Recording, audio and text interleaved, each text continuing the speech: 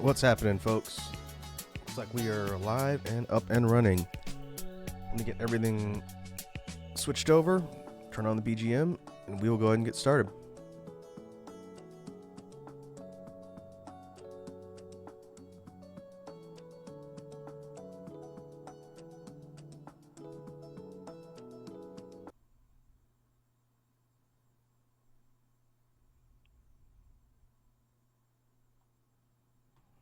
Oh Lord, right at the top of the stream.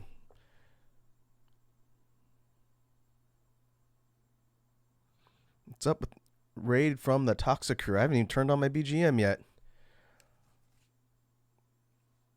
Welcome, folks. Let me shout you out.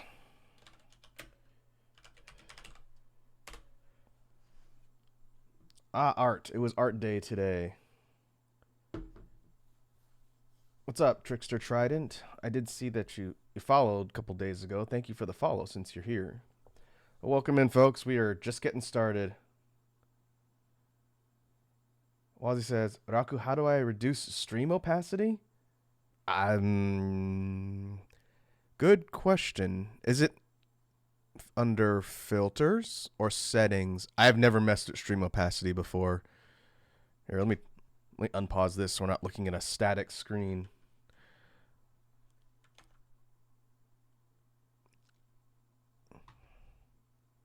We're going to do live troubleshooting. Well, it's not under video settings. It's not under output. That's encoding.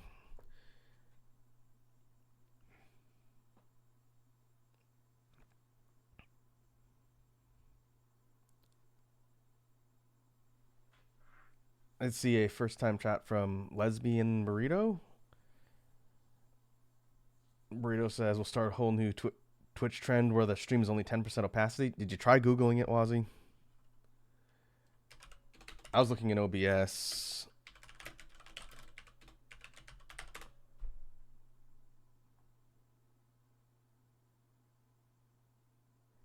This says you have to add a filter to the source, and under the color key effect in filters, there is an opacity slider.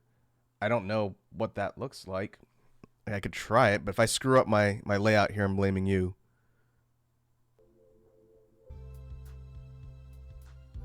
Like, where's Steam? I might be able to do it now. Filters. Add. Color key. Opacity. There you go. So I have mine lowered down to like 10. Huzzah! Now I need to turn it off.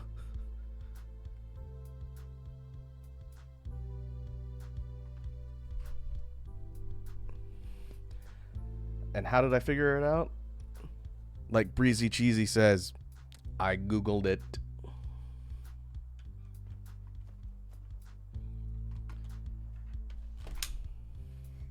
Glad I could be of service.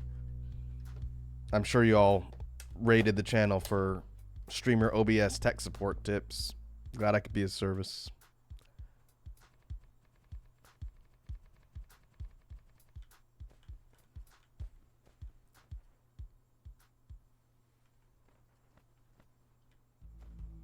Husband Burrito says it's like those screen protectors that hide your screen from bystanders. Yeah, it basically just makes the whole thing darker.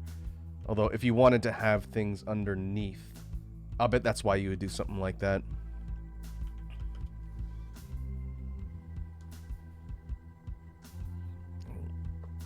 BGM a little loud. Let me drop that a bit.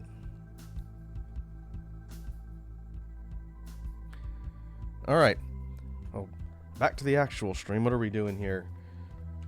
We are jumping back into Dyson Sphere Program, where we are building a factory base here on our homeworld planet.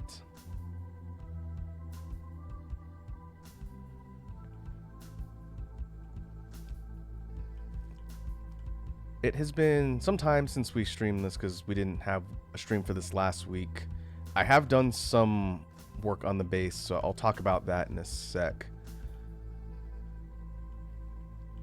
since we're going to try and make some progress. I have a specific goal in mind today. We'll see if we get there. Trickster Trident asks, I think I was told to seek your philosophy on AI art. I am unsure. Wazi confuses me.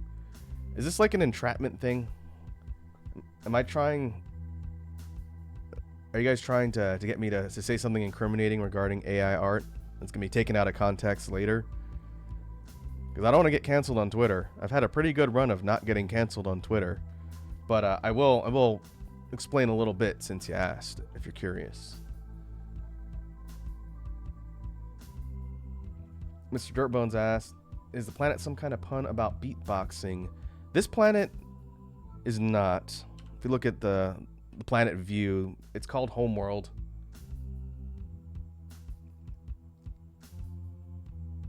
It's called Homeworld because that's what my home planet's called. But in the future, I'm not ruling out the possibility of naming other planets pun things. That's definitely something we can do.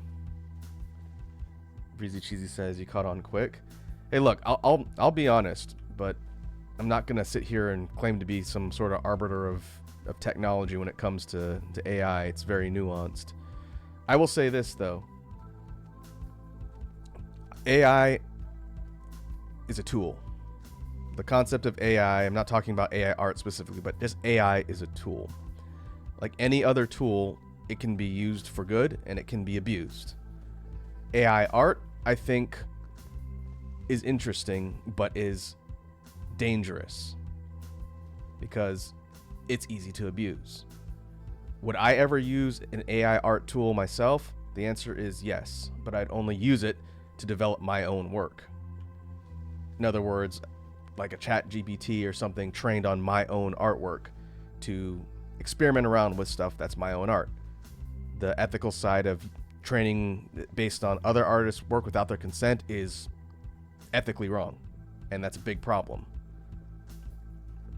But the very concept of AI as a tool, I think, is very interesting and has a lot of potential, and it's not going away. But when it comes to AI art, it's a shame that most of the stories you see are talking about abuse or plagiarism or ripping people's work off, and that's bad. I don't think anyone here is going to argue that it's not bad. It's not going to go away. So I think there needs to be some sort of protection for artists and copyright holders to be able to not have their stuff ripped off, but the copyright law has to change. And that's the problem. Right now, copyright precedent, law, and intellectual property says you can't copyright a style. So unless someone is ripping off a physical work and you can prove it, I don't think you can win a court case. And that's a problem too.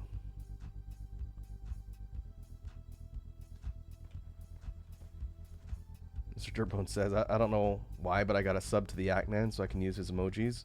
Oh, is that what that is? Yeah, I recognize that guy.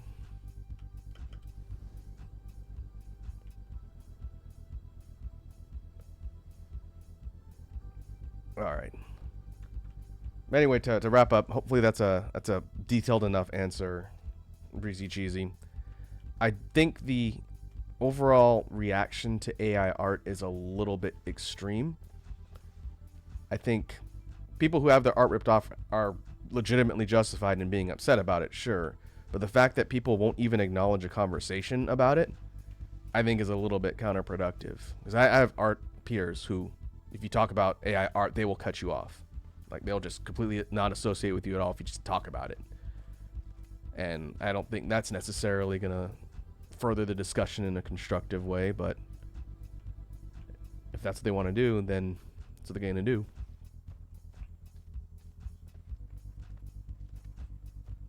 Okay. Let us kind of recap what we're doing here for those of you who might not have seen Dyson Sphere Program before.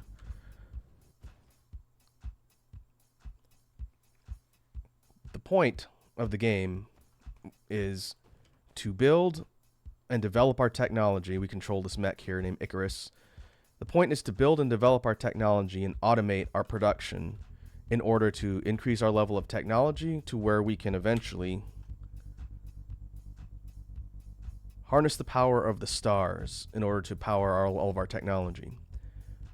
While we do that, we'll have to expand our influence beyond just our starting base here on our homeworld. And we also have to contend with the dark fog, which is a hostile enemy AI on topic. Basically, these hostile space robots that start building their hives in your system, and they're actively harvesting a planet over here. And they will attack you as you grow in complexity. So we're going to eventually have to take the fight to these guys in space. And that's kind of where we're working towards right now before we can expand. And once we have the ability to expand outside of the star system, if we zoom out, this map, which is procedurally generated based on seed data, each one of these multicolored glowing dots is a star system with its own set of planets and its own star. So eventually we're going to be able to go to all of these places and set up bases there because they all have different resources, which I can't see because I don't have a tech for it yet. But in each of these spots all over is this hostile enemy presence we're going to have to slowly force back as well. So the scope of Dyson Sphere Program is very big.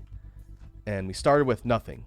And since playing over several streams, in the planet view, we've expanded our production base to cover, I'd say, about half the real estate here on the home planet. We have a centralized production area. Where are you? Here, called a bus. It centralizes key resources into one series of conveyor belts so that we can pull resources down and use them to construct buildings, equipment, weapons, and all that. I did see on the topic of AI, Breezy Cheesy says, I guess it gets worse when companies lay off artists for AI. Oh, absolutely. The biggest threat of AI when it comes to livelihoods is the fact that it could replace people's jobs. And that's something difficult to navigate. But until it can create a product that is completely indistinguishable without flaws from a regular person's product, like art, for example, it won't completely replace artists in the short term. Long term, we'll just have to see. But the technology is evolving rapidly, so it won't be flawed forever. I just hope the artists, as an artist myself, can adapt and continue to do what they do without being at risk of being out of business, you know?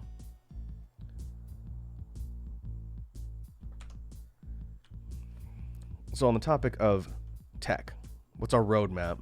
I know a lot of this stuff here doesn't mean much to folks who haven't seen the game, and I'll kind of explain as we go. We're trying to build up the complexity of tech to allow us to further automate what we're doing even more so than now. If we go to the tech tree, kind of like a skill tree or anything like an upgrade-based system, these are all components and things that we have to research using research currency, essentially, in order to get to the next level of complexity. And the research is gated by these different colored cubes, which are research cubes. Each tier requires a certain amount of these colored cubes that you have to produce using certain resources. And then when you can actually research the upgrade, it'll start consuming said resources, and then once that completes after a certain amount of time, basically ticks down and consumes them at a certain rate. Once that's done, technology is unlocked, and anything that requires it is also unlocked, and you move further up the tree. The level of complexity in research goes from blue to red to yellow, purple, green, and then white. We are currently on yellow. The next one will be purple, but I don't know if we're going to get to that today. It takes a little bit to work up to that. So what you'll see me doing is flying around the base and building and adding things that are going to further our technology. And we forced the dark fog off the planet. Dark fog are the AI enemies. They got kicked off the planet, so they shouldn't bug us for a bit. But this meter here says dark fog hive is the aggro level for the space hive cluster. Eventually, when we start increasing our power output and our draw, this is going to start ticking up, and they'll start deploying actual squadrons of fighters to attack our planet from space. And we'll need to defend against that once it becomes an issue. But for now they're kind of ignoring us. And that's our tech prompt that shows it's finished. So since we last streamed this, I mentioned I was going to have to establish a setup in order to craft a couple different things that are part of the core tech tree progression. One of which was sulfuric acid. Sulfuric acid requires refined oil, raw stone ore, and water, and its output are these little yellow pea cubes here. Hey, Snake's here. I see Snake is asking me to chug my smoothie. What's up, Snake? It's a lot of hydrates, brother.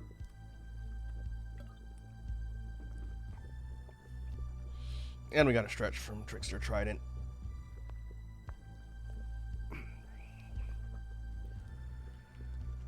If you take a look at our construction menu, the reason why we needed sulfuric acid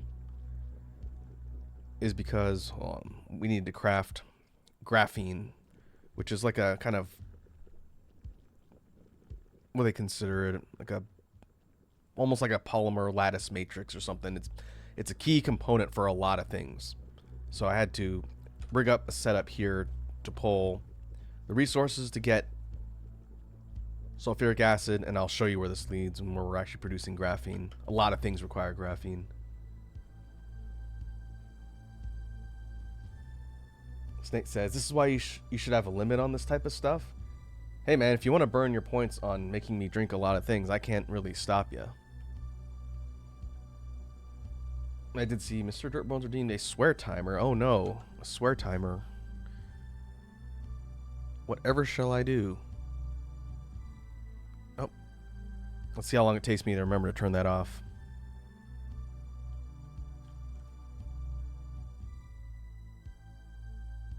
Snake says, if I wasn't a person who couldn't hold a lot of points, I'd make you chug your entire drink. Well, I'm just going to get more water after I finish my smoothie. Just know that the more you redeem, the more frying chicken breaks I got to take.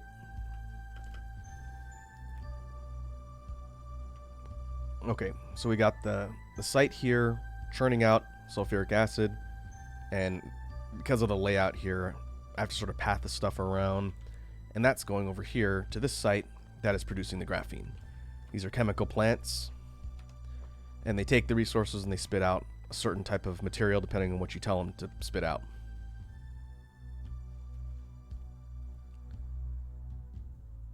Oh, Mr. Dirtbones redeemed a hydrate too. Nick says, well, you have to do that when you're older anyway. You should be hydrating regardless of your age, but yes, as you get older, it becomes more important to keep your hydration levels up. That is a factual statement. So we have the graphene being ported up here to the main bus line. Again, this has all sorts of key resources we use centralized on the conveyor belt so we can pull them off easily and use them to construct stuff. Graphene is currently, I guess, maxed out in storage. That's going to change very shortly here. But our site to the south is going to continue to pull stuff up here and drop it into these crates, and as they deplete, it'll fill.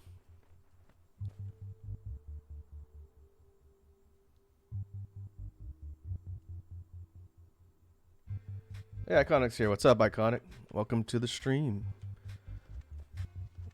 We are chipping away at our progression in Dyson Sphere Program, and we were talking about AI earlier. Well, welcome.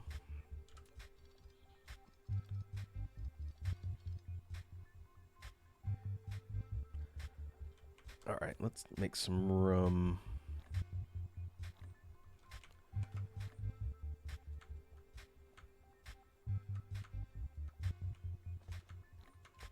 Get rid of this.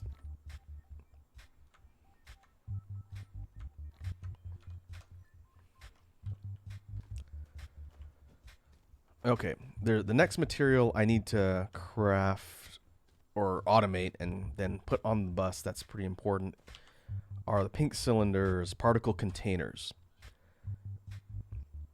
So this will be a good demonstration of why we centralized our resources into a bus. So for this one, we're actually going to need several of these, and we'll see how long it takes me to start depleting my graphene. We need electromagnetic turbines. We need copper ingots, and then we need graphene. So the way we're going to do this is we're going to see if we can get away from right here. We're going to pass through. We're going to run 3 lines of conveyor belts off of here, further south, and then we're going to start using our assemblers, which are these blue things here, to build the particle containers, and then we're going to ship the output back onto the bus so that we can use it for other stuff later.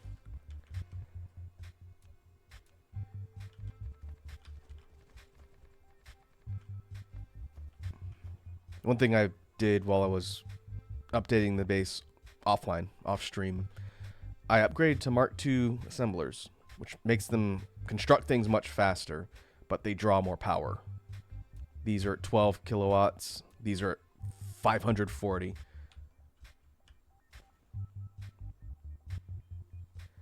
And a key factor in Dyson Sphere Program is managing your power consumption, which is going to be a problem soon, which is why I want to get Planetary Logistics so we can speed up our progression a little bit.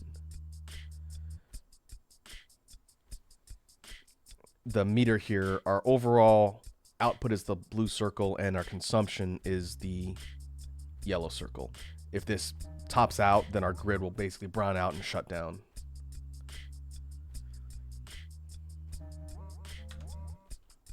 So let's run our lines off of the bus here. We need graphene.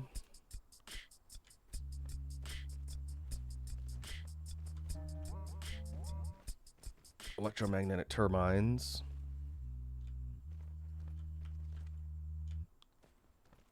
Oh, the geographical lines make our belts all wonky. Oh well. And then we need copper, which is way down here.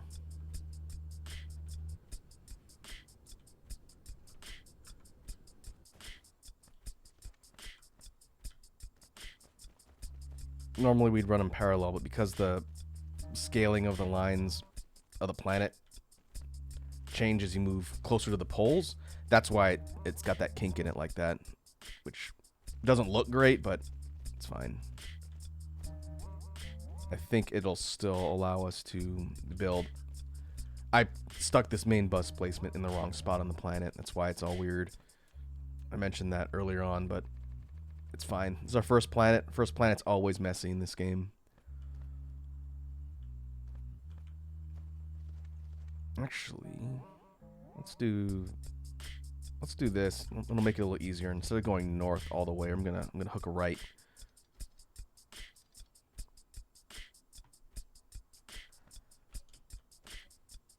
We're gonna go this way.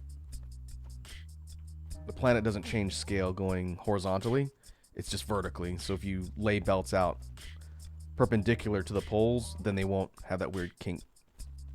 Then you won't have to worry about it. So I could go all the way to the side if I wanted to, and these won't change.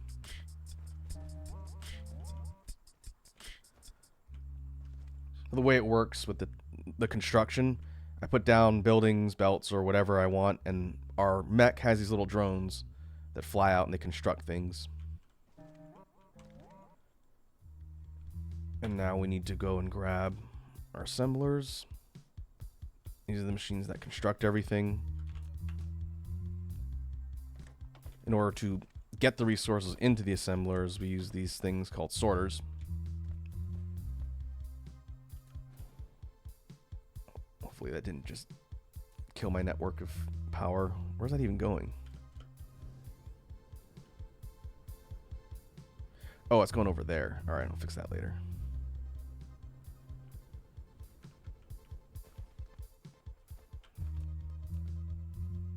We run a belt. I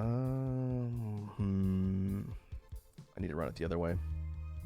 This is output. The ones on the top, the 3 are the input, and then we have to have output for the stuff to spit out the components that it's creating.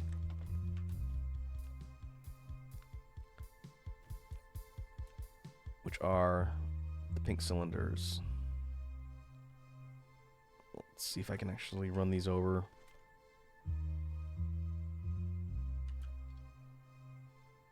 Yeah. You can run the belts over each other if you need to layer them. You can also loft them really high up in the air. Really, really high up in the air if you wanted to. You could have like a roller coaster pattern of belts if you need to.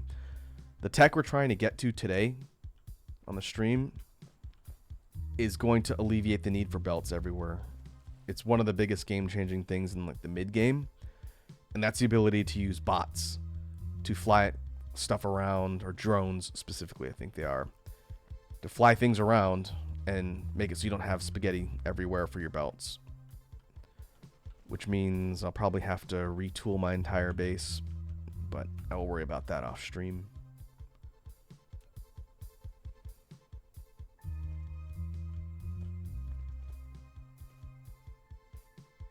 So what I'm doing is I'm pulling all of the belts over here to an empty line on the bus so that all of the pink cylinders that are produced are going to start populating the whole thing and be able to use them for other items.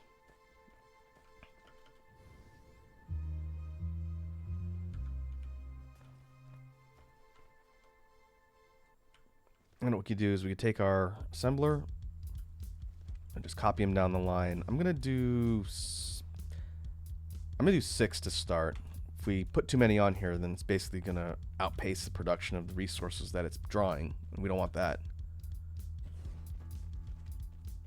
Hopefully the Mark IIs and their speed will make up for the fact that we don't have as many. We're gonna find out. So now we've got a whole row of the assemblers pulling these 3 resources and spitting out pink cylinders.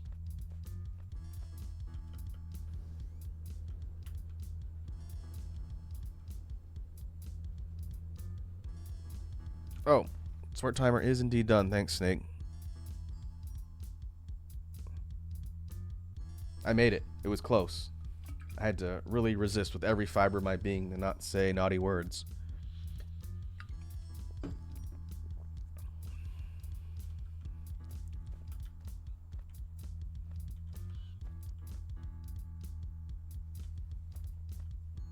Okay, we're gonna have to go over here.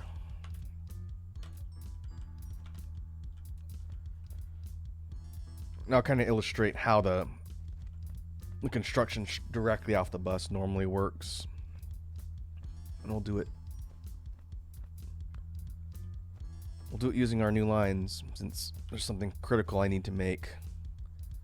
First of which, okay, we'll do this one separately. In fact, I might have put that on the bus somewhere.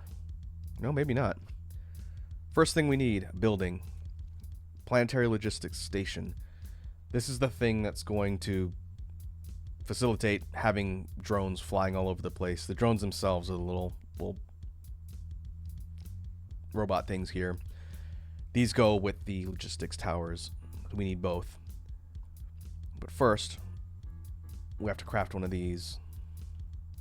They look like these tall cylinder towers with like a flat top, almost like a tree.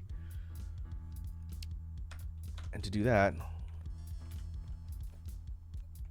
we need to run the respective resources down here so this thing can start producing them. So first thing we need is steel, titanium, circuits, and containers. Well, just like we did for the production up top, we basically run up the bus until we find what we need. First thing here is, actually might be able to go right down this. Nope, not down the side.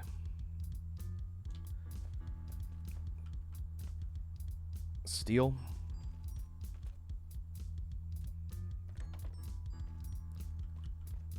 Next one is titanium, which is up here.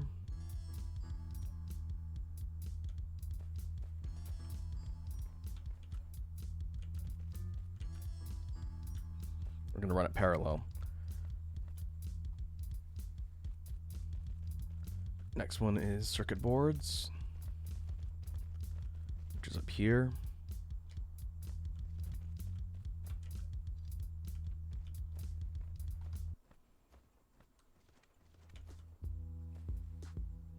Same deal. And then the last one is the particle containers up here.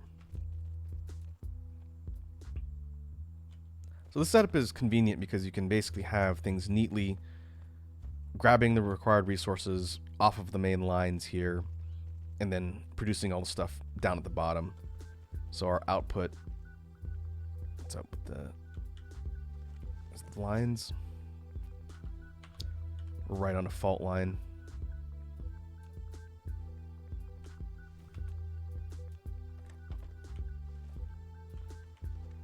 So output will drop all of the stations here, and we just need to make sure they're all linked up with sorters to feed. Like so. And now it's grabbing all of the different components, and it's going to start spitting out these logistics towers here. And we'll give it 3 slots. We don't want to fill the whole thing up or it'll just drain all these resources we need.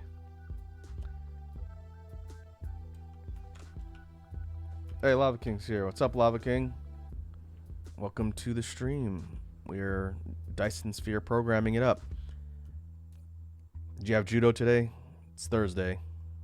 If so, how was your judo? How was your class of the art of folding clothes while people are still in them?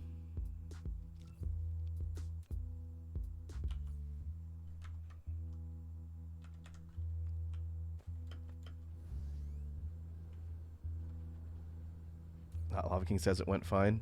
Good.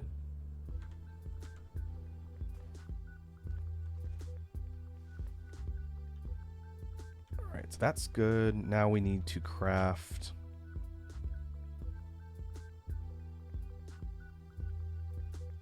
the drones.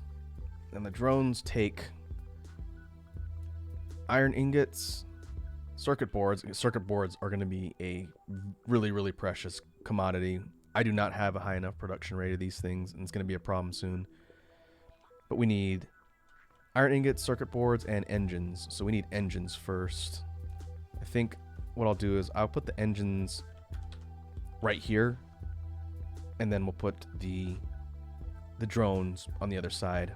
So they'll just be right next to each other.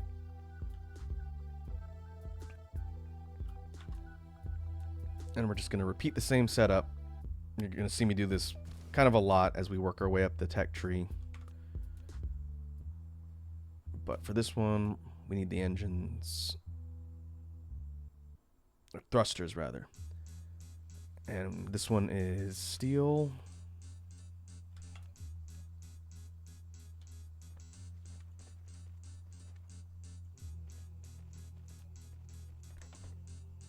And this one only has 2 components, and technically I should have done copper first. It's okay. We'll just overlap.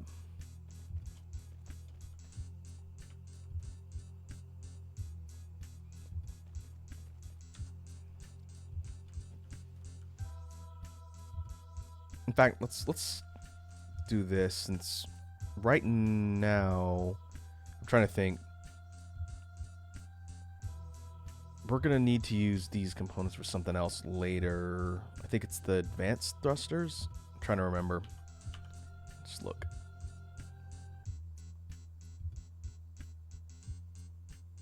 Reinforced thruster requires...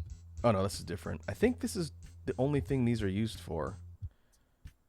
Maybe not. Might be some of our weaponry we'll need later. So let's do this. We're going to create an output chest. And what's it missing? Oh, whoops. Need a sorter here. Okay. So this is producing thrusters. It'll drop them in here. We're going to add another assembler directly below it that's going to pull these down. And we're going to run 2 additional lines from the bus that for the iron and the circuit boards directly down here. That way I don't have to take up the whole line.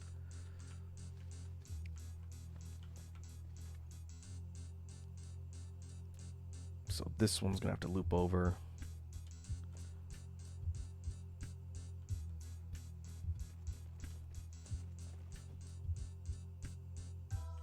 And then we're going to run another one parallel to this from the top.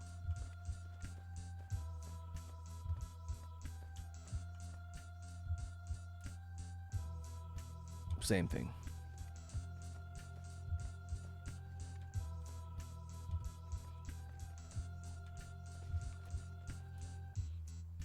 Let's see how much of our production is eating into our power grid. Yeah, that's going to be a problem very, very soon.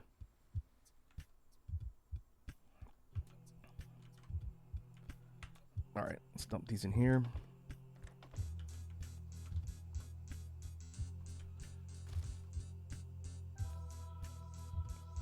We queue this one up to create the drones. And now everything is automated here. One thing you can do in this game, which we did a lot more early on than recently, you can construct all the stuff you see in this menu with your mech, just using your inventory. But it takes time and energy. So the whole point of the game is you start crafting stuff yourself, but you want to automate it using your assembling or smelting or refining or chemical plants, so that it's all being done in the background and you don't have to do it yourself.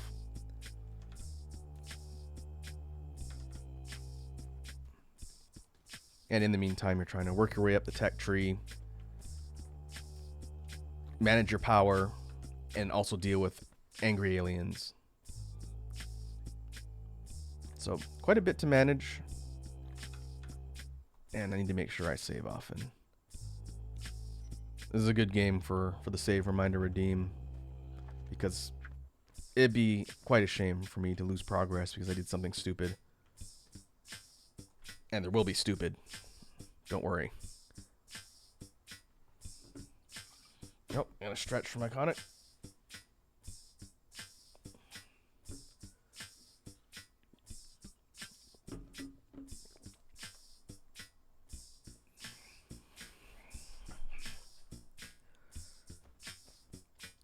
All right, let me see.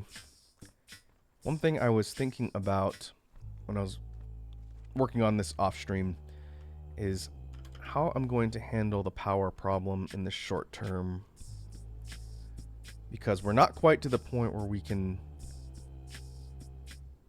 start trafficking items and commodities off world. That's going to be kind of the next step in the progression.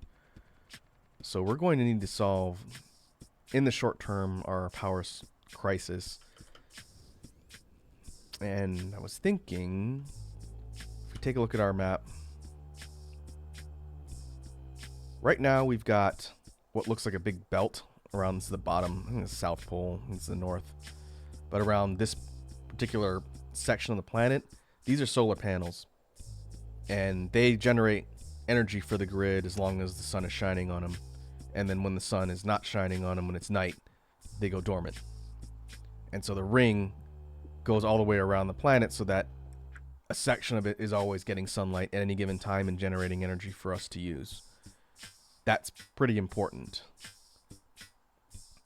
And hopefully I didn't accidentally disconnect everything from the power grid, since that's a pretty big amount of energy lost if I did.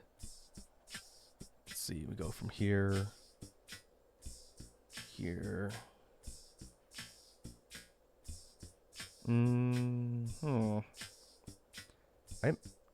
Oh no, here. Okay, I think it's connected. Yeah, it connects up there. The one potential temporary solution that's not going to solve the problem long term, but it will band-aid it a little, would be to add more solar panels, because the amount of energy they yield is not a lot, but when you cluster them that densely, it adds up over time. These can provide 360 kilowatts of power per panel. Our overall energy grid max capacity is 220-ish, give or take, megawatts. So it goes megawatt or kilowatts, megawatts, gigawatts, just like the allocation of space and data on a computer, right? Kilobytes, megabytes, gigabytes. Same increments for power consumption. So I think I'm going to add 2 layers to the solar panel array and see if it helps in the short term. And to do that, we're going to need to grab the panels and then grab some foundation to fill in water, since we can't build solar panels directly on water.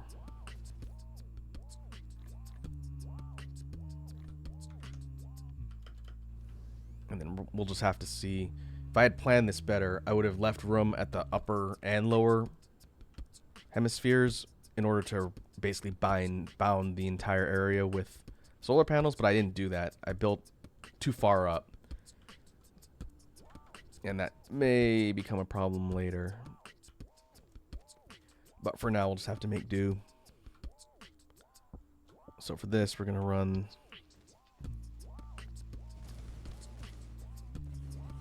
I'm going to see how much of a difference 1 row makes. Maybe I'll do 2.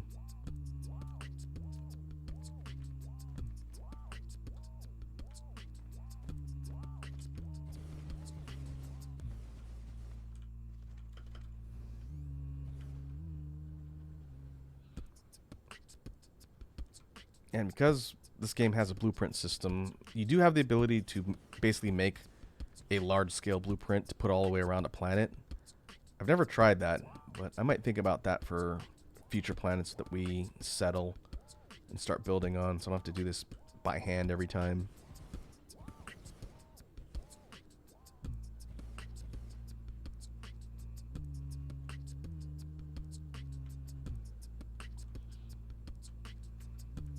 And we'll just run exactly parallel. I think I have enough to do at least 1 pass of this. And it should put security towers or communication towers around this as well. We haven't been attacked in quite a bit since we kicked the enemy off the planet. But if they do show up, it would be very annoying if they start destroying our power grid. Since if the power grid goes down and none of your buildings work, the entire base just ceases to function. It just shuts down completely, and that's bad.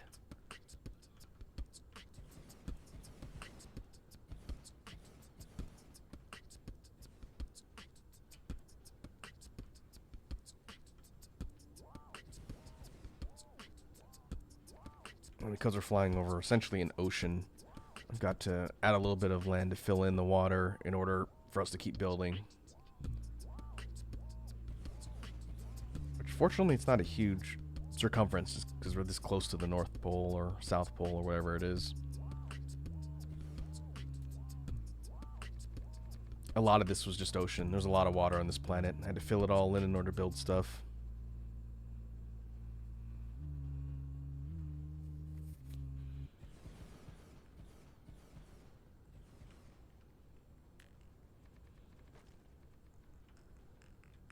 Even little kind of shallow puddles and lakes still have to be filled in. Can't build directly on them.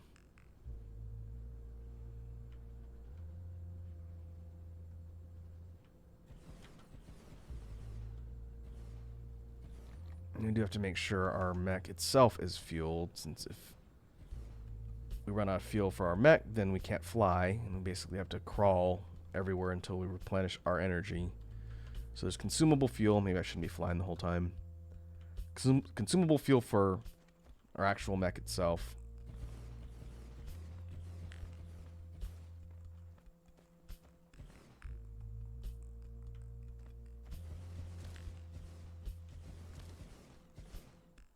And we should be getting close to completing the loop.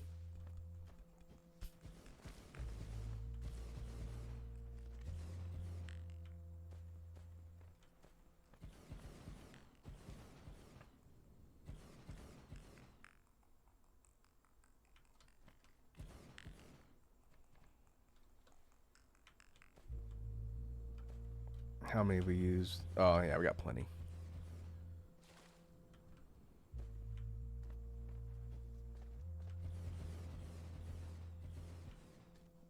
There we go. So that's 3 layers of solar panels.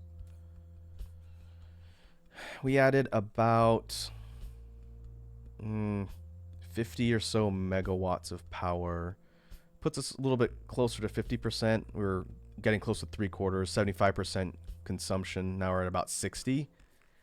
That's not a big boost to our energy grid. The reason why you don't just fill the entire planet with solar panels is because eventually your consumption is going to outpace what these can generate. They generate a small amount. So in the short term, it's pretty useful, but in the long term, it's not enough. We could go thermal. Thermal's 2.16 megawatts, but it requires a burnable fuel. And we've got a couple different types of burnable fuel we can throw into the thermal energy generators, thermal power plants. One of which is hydrogen, which is being produced from a couple different things as a byproduct, namely processing oil like these things here. What I had done was on the other side of the base. I'd set up a couple refinery loops to produce both graphite, which are these rod looking things here, and hydrogen. It's over here, and then I ran out of space. But these are basically set up to take raw crude oil, which we get from spots on the ground, make like little craters, and using the refining methods, it's creating two byproducts, the graphite and then hydrogen. And then I use the hydrogen to power these plants here. So each one of these is outputting 2.16. It's going to contribute more than the solar, but they take up space. And you can't really put more than 5 or 6 in a line, or they won't be able to fill fast enough. Like, let's see if we try and do 8. I don't think 8's going to do it.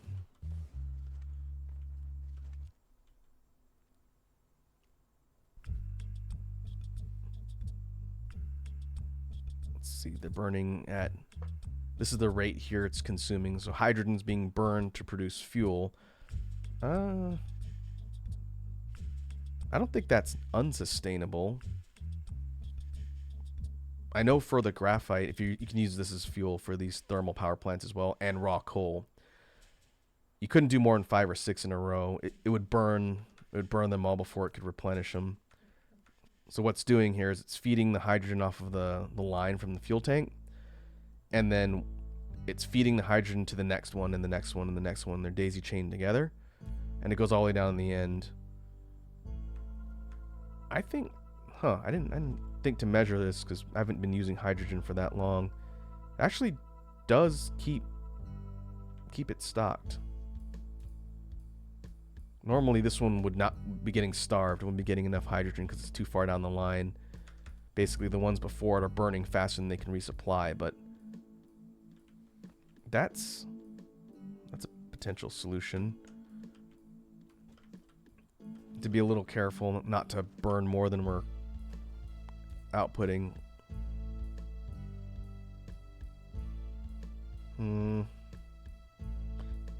It's close. We have 3 lines of these generators consuming all the hydrogen. That's definitely more than these things are outputting.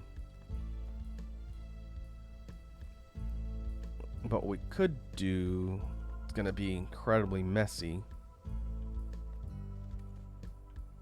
We could set up more of these. I have to loop around the other side because I ran out of space. Everything's too densely clustered. But we could set up more of these cyclical setups with the refineries over here to do more power, but I don't know if I want to do that for now.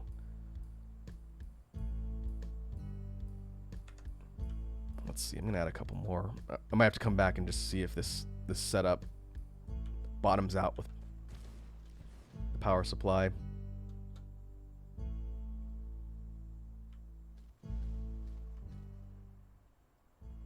Or okay, I'm gonna try and fix this problem now, so I don't have to deal with it for a bit.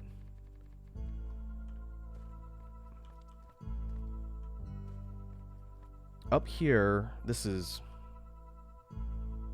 I honestly don't know which is the north and which is the south. The blue and red lines are the poles, the absolute northern and southern ends of our planet, as it were.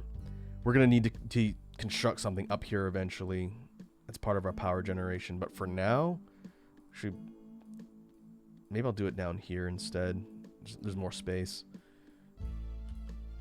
So let's do this. We're going to start refining or pulling oil up from this source here.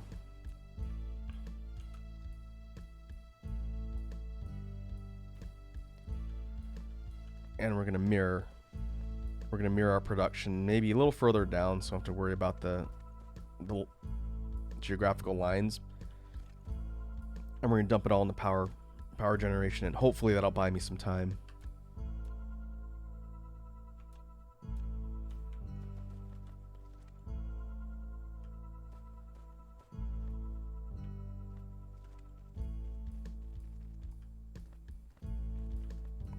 So this is the actual extractor.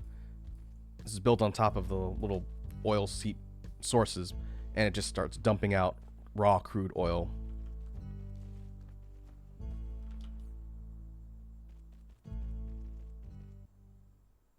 Okay, I think we got enough refineries.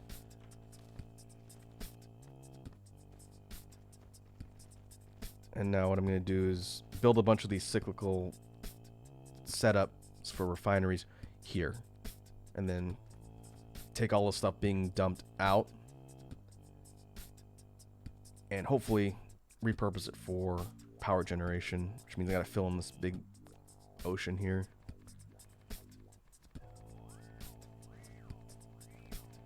So you'll find, and depending on your tastes, I suppose, this might not be the most exciting thing to watch, but a lot of the Dyson Sphere Program core premise is problem solving. You've got to either solve a power problem, a technology problem, in this case of the latest update, an enemy problem, and find ways to keep progressing forward. And I do think that's pretty interesting.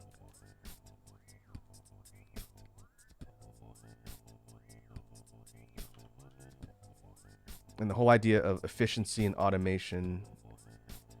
If you like problem solving and the idea of building things to be more efficient is interesting, then chances are you dig a game like this.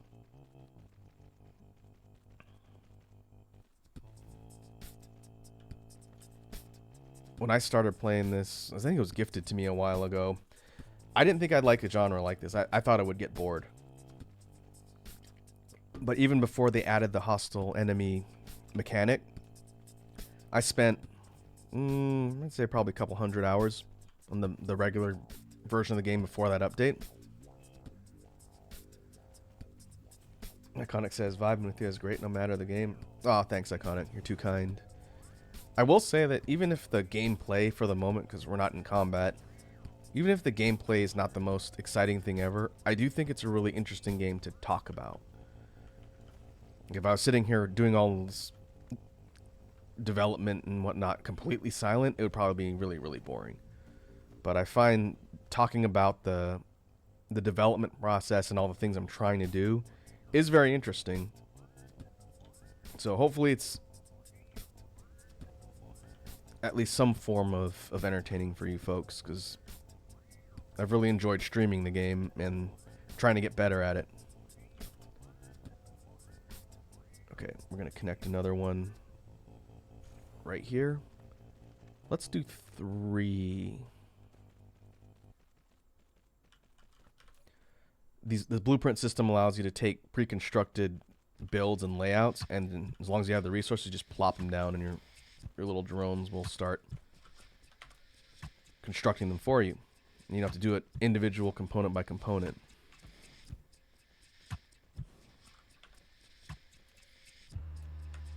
And I want to put some protection over here. You've built a signal tower.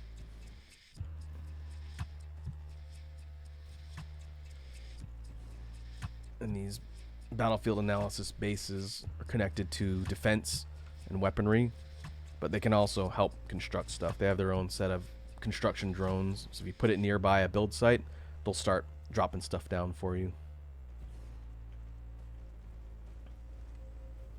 All right. So now we have two outputs being generated by this. The graphite's on the top, if we kind of zoom in here, and then the hydrogen is on the bottom.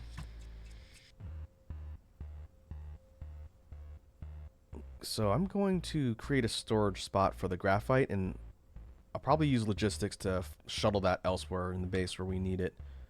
But for now, let's just put it somewhere, because if it backs up in production, this whole setup will stop working. We don't want that. And I'm out of belts.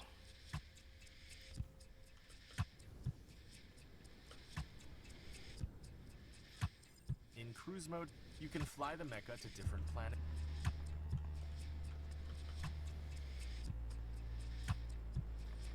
I think one thing I did in my offline save, which is farther in the game than this one, I think I went a little bit too aggro with upgrading all of my assemblers to Mark IIs, and then I basically put myself in a big power crunch, which caused some problems later. In fact, my entire base shut down because I didn't have enough power to run all the stuff I was running. So rather than sweeping upgrade everything, I'm going to wait and do it systematically later.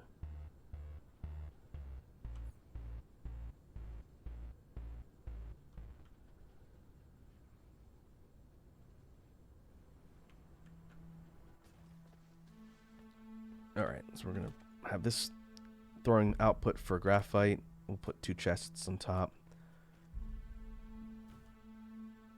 That is 3 chests. So all the stuff will be pulled off here. And for power, let's see, stone. Might need to use that stone for something later. I'm going to convert all this into basically a big power field, and we'll see how many we can sort of fit. And this is going to be our band-aid solution for the power crisis in the short term. Oh, running out of soil piles.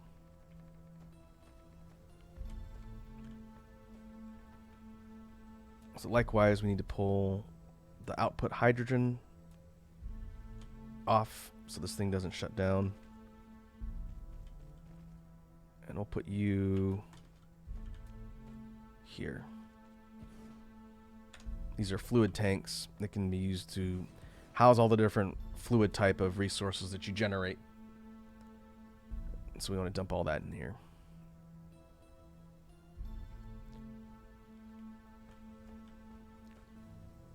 So now the hydrogen is being stored, the graphite's being stored. And already it locked up here just because it took me a second to get all this stuff out of production. We'll have to wait till it filters out. Once it filters out, this first one will start going again.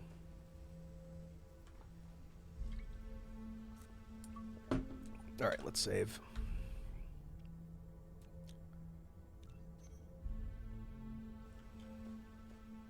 And these things are actually a pretty big draw for power too.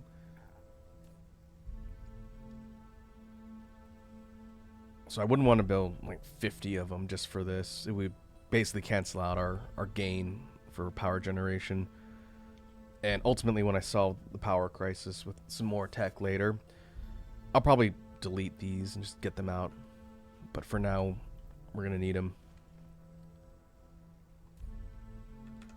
So now using this, we're going to run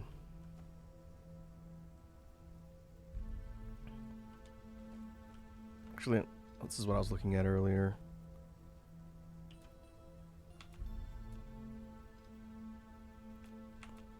We can run it this way and loop it up.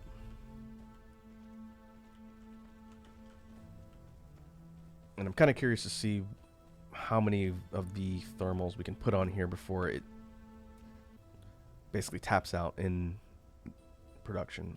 I need more of those. So we're going to run the generators parallel this way. And hopefully we can get several of them up and running. That's going to contribute to our power grid.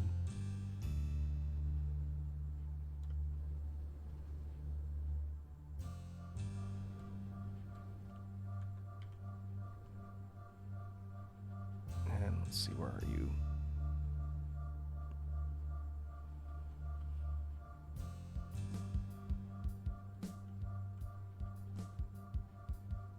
Oh no, it's near the beginning.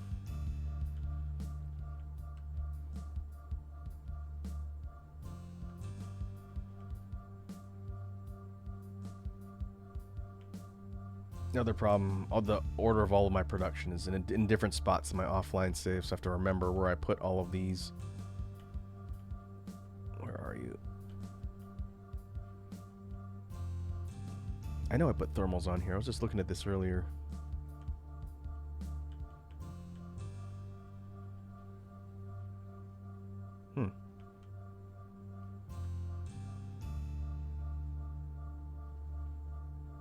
There's water, storage, chemicals.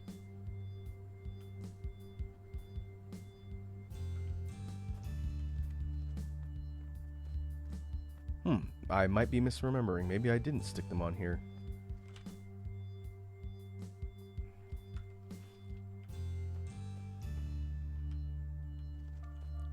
Alright, well, we can fix that and drop a line on the bus.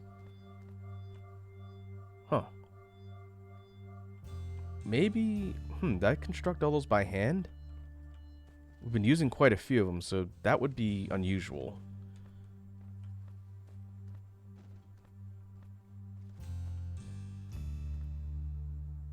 Unless I put them on top. Nope. Just these two.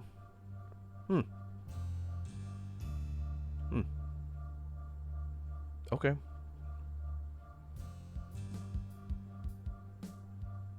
Weird. I'm gonna check one last sweep through here, make sure I didn't just fly over it and miss. Mining machines. There's those towers, power poles.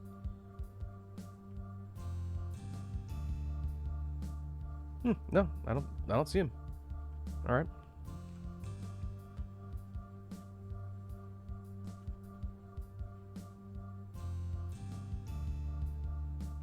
I guess I can put them here. What do I need for the thermals? Iron, stone, gears, and rings, magnets.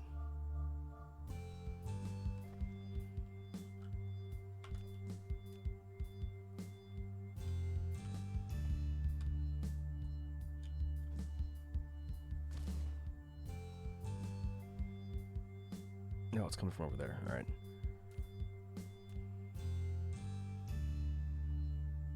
I guess we would need to do this if we end up going to another planet. Oh, there's not enough space. Ah, that's disappointing.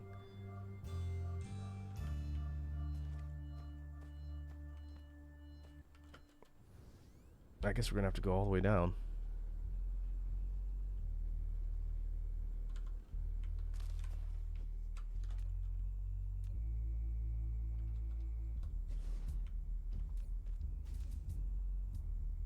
And we want these, so we need iron first, or stone first, rather.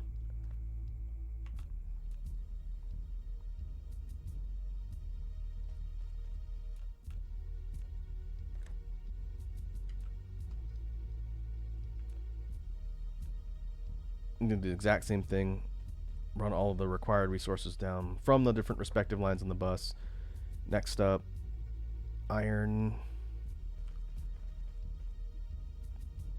magnets. There's what are these called? Magnetic coils.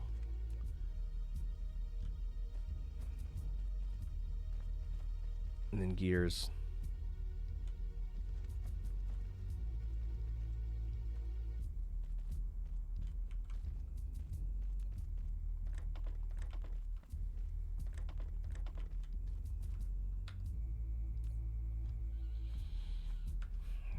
All right, now we're gonna have to wait for these to finish, which is a little annoying. But in the meantime, let me demonstrate how logistics work. I gotta think of where specifically I want to do this first. 'Cause we're reaching kind of a turning point when it comes to the automation capabilities in the game, which is a big deal.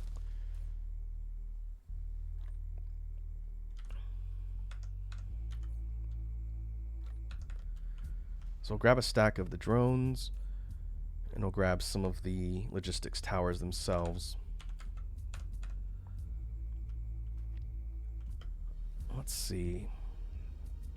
I mentioned this earlier on in the playthrough. Some folks who were here from the beginning might remember me saying this. Way back here in our bus, and maybe it's not, well, I don't know. I'm going to think about it. But I mentioned how this setup here, you could see the massive spaghetti of belts, which are sending resources from all the different production sites here, which are mining from raw resource points, and they're populating the bus and throwing everything here. I mentioned at some point in the game, we're going to basically eliminate the need to have all these belts because we'll be able to just fly stuff to and from our different locations. And that's definitely something I want to do. And in my offline save, again, which is further than this one, I had a similar setup with the centralized bus driving everything down the line. And I basically gutted this whole thing. It took me like 2 hours to completely overhaul. But I gutted everything out, and then I replaced all of these belts with just simple destination and drop-off source and destination points using logistics to unclutter this whole mess. The question is, will it really save me any time to do that here?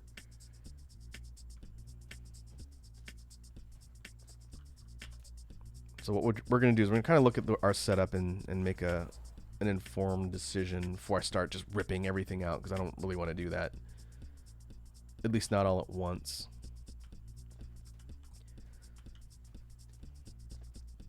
So where are all of our resources being accumulated from? We have an iron site here, which are the blue crystals. I don't know if you can see it because it's dark. But these are raw iron ore. These mining machines are just slowly chipping away at these and then sending them off to wherever I have them being constructed. These are stone. And then there's copper. There's copper around here somewhere. If we follow the mess of spaghetti, we'd be able to see it.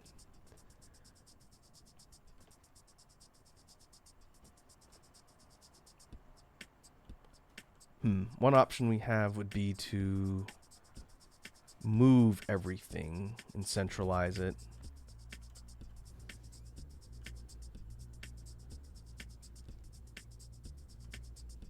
Maybe I'll do this.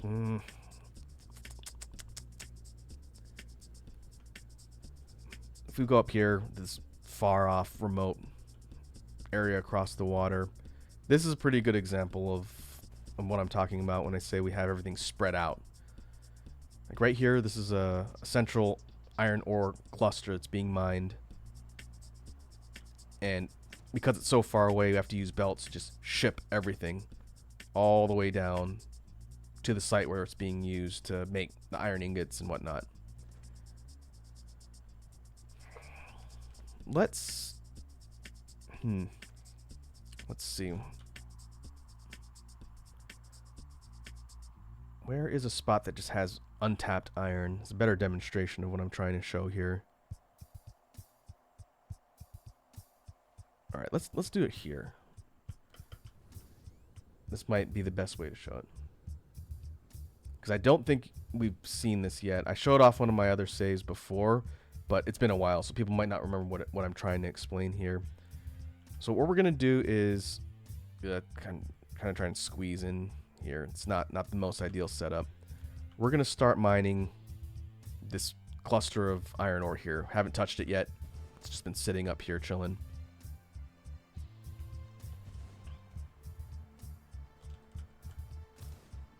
What we're gonna do is we're gonna run a few lines. We're gonna go way away from this diagonal.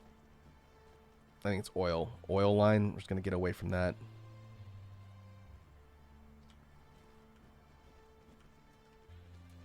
And we're gonna run out here and run some smelters. I'm gonna go need to grab more smelters in a sec. just like we did input output smelters have to be used to craft certain materials, and the ingots and the raw processing is a lot of that. So we're gonna have all these crafting iron ingots. Let's do maybe like 12 of them.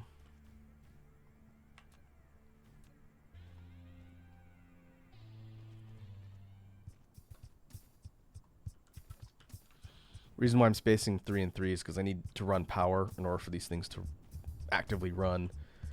And the power pole range is roughly 3 at a time.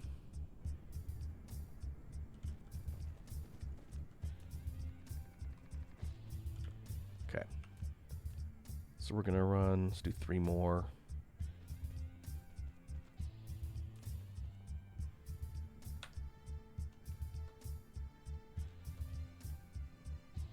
Can always expand this out further if we need to.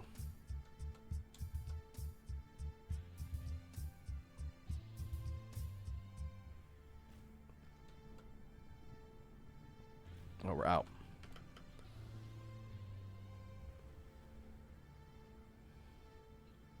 Now smelters, I know for sure, are here on the bus. They are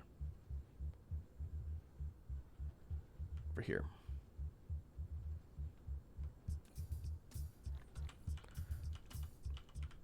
Those are always going to be a useful resource until we get way late game and unlock a more advanced version of those smelters. But it's a ways off. I haven't even done that in one of my other saves. So now we got 12 total. We're going to run output over here into an overflow.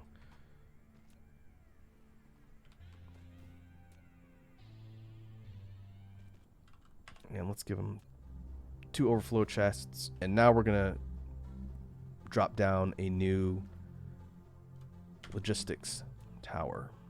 So this is what these things look like. They're big. This is one of the biggest structures we've seen so far. A logistics station.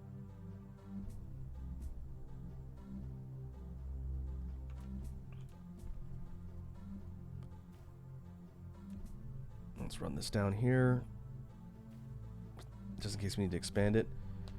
Lava King says, you should try RTS campaigns like Command and Conquer Red Alert. I've played Command and Conquer. I used to play StarCraft. Interestingly enough, the space combat in this reminds me of real-time strategy. You folks will see it when we eventually get there. I actually also picked up a game that was recommended to me on Steam that I'm going to be tinkering around with, and I might stream later. Maybe once we finish Blasphemous, if I feel like it'll be interesting. It's similar to this in that it's an automation sim, but it's kind of like this game plus faster than light plus turn-based or real-time strategy combat in space with ships. It's called Cosmoteer. And basically you construct different ships with crews as you fly around like the planets gathering resources, and you can design your own ships with weapons and you go fight other hostile things. It looks really cool. I'm going to probably mess around with it tonight and this weekend. And if I think you folks will find it interesting, then maybe we will stream it.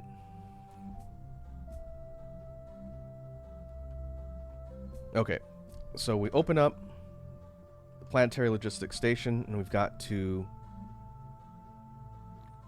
give it drones. And we'll do a max of 50. That's fine for now. These have their own power that they draw from the grid, and basically it's like a battery that they use to power the drones. And so the way it works is each of these circles is a storable commodity that you can put in here to distribute wherever you need. So we're going to take this over here, and we're going to feed in the iron ingots, which are coming off the line pretty quickly. And so it's going to start storing up to 5,000 or less if you want of these from our smelting site here. And so the way it works is you have a source, now we need a destination. And this is going to be a problem because there's not a lot of room. Let's see if we can make some room. What I'd like to do is, let's see, where's our iron line? Down here. Oh boy, nothing's going to connect to that. Oh, no, maybe we can do... Nope. I'm going to have to loft it.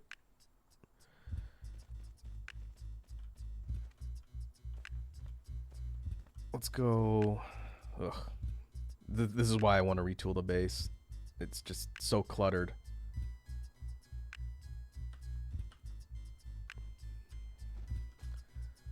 Let me see. We'll go this way.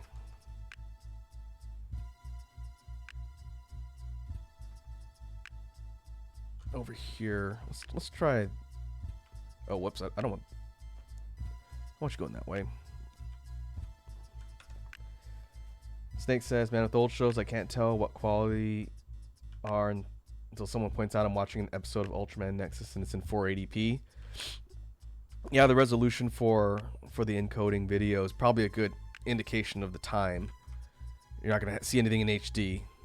That's for sure.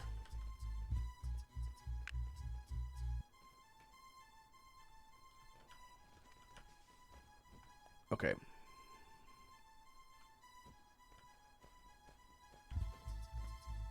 Oops. I want this going in this direction.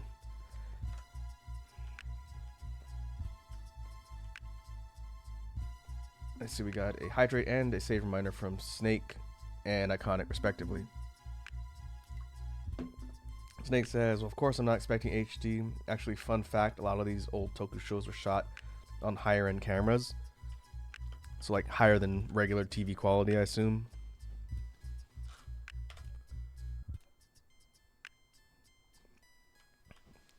Alright, so we're going to drop down another logistics station here.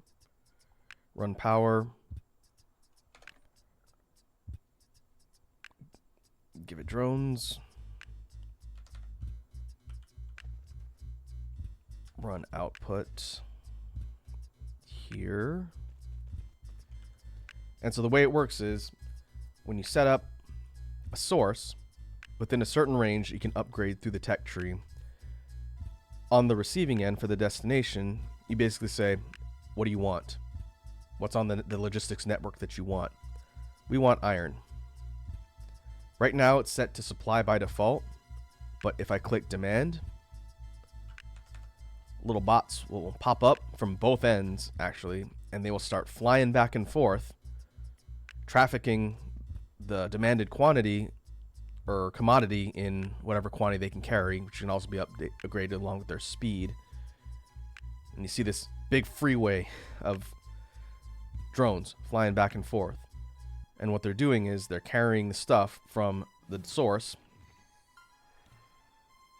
to the destination, which is slowly filling up here. Once that process starts, then all we have to do is go down here to the output and say, take the iron, spit it out, feed it over on the belt, and we have that joining up over here.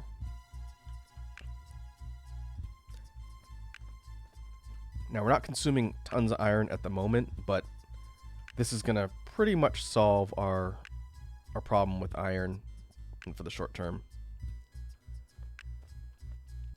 Likewise, if we go anywhere else, maybe we're all the way halfway across the map trying to harvest some copper. And rather than run a belt 50 million miles across the planet, we can set up a source and a destination and have stuff being flown from across the planet, thus saving us the belts. And so planetary logistics is incredibly powerful. Might seem kind of slow because these things aren't moving super quick, but when you eventually upgrade their speed, these little drones will zip. And they can go a pretty decent distance normally.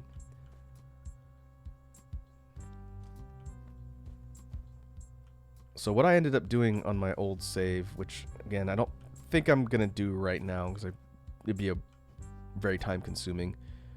I basically took all of this stuff out and had a bunch of the planetary logistics destinations here grabbing stuff from all over the planet and spitting them into the lines, and basically cleaned all of this up, made it a lot more organized for one.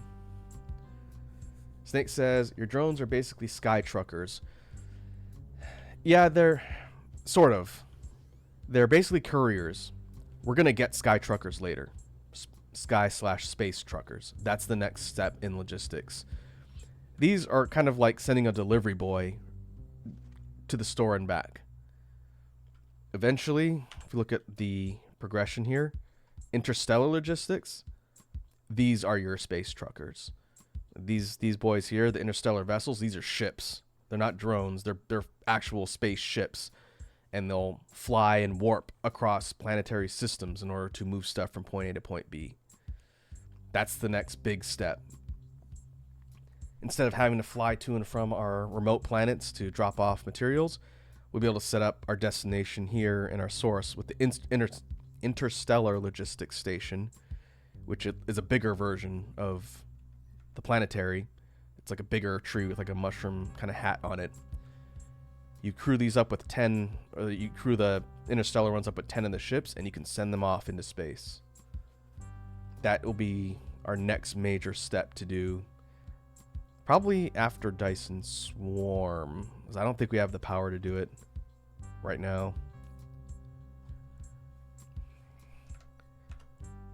So this again is pretty big jump forward in tech. And if we look at the upgrades down here, we can upgrade the engines on both the drones and the little fidget spinner bots that are flying things to and from buildings.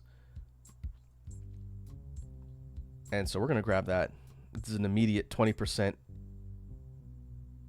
increase in speed for the drones and 10% for the bots. And we actually go up to level 3, so you'll be able to see in real time, because these will research pretty quick. You'll be able to see the difference in speed. We can also upgrade their carrying capacity so they can hold more. This is going to put a dent in our yellow research, which has just been stockpiling up till now, so that's fine.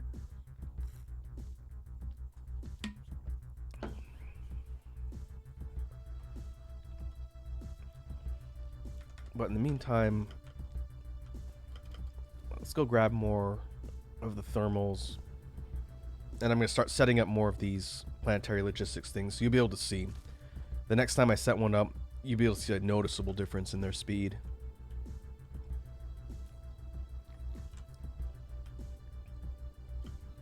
Okay, let's take a side trip up to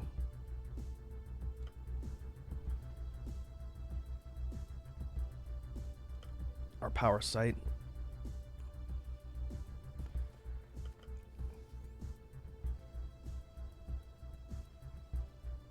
Oh, it's getting full. Let's add another one on top.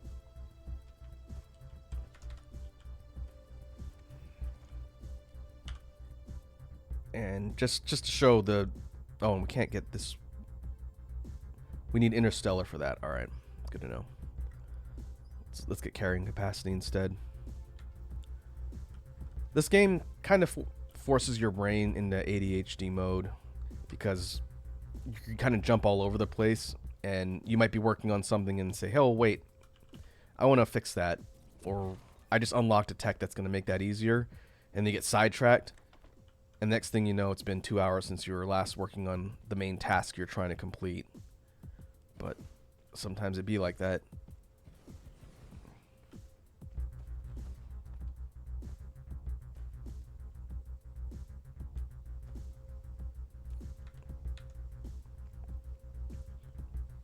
Alright, so we've got these.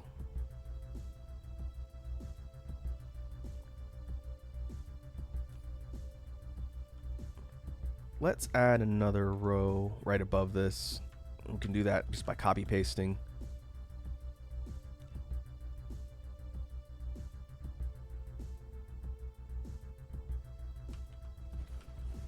Another handy feature is just being able to just en masse copy things. Drop them where you need, and your little drones will start building them automatically.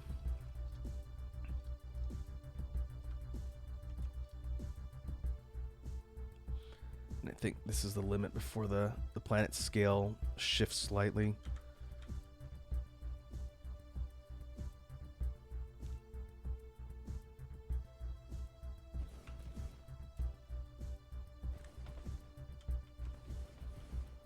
And just like that, we've added a considerable amount of power output. Well, it looks like a lot. Didn't really massively affect the grid because we're consuming a lot of power. That's why we have to start moving towards interplanetary logistics and then the Dyson swarm, which, how much of that have I even researched?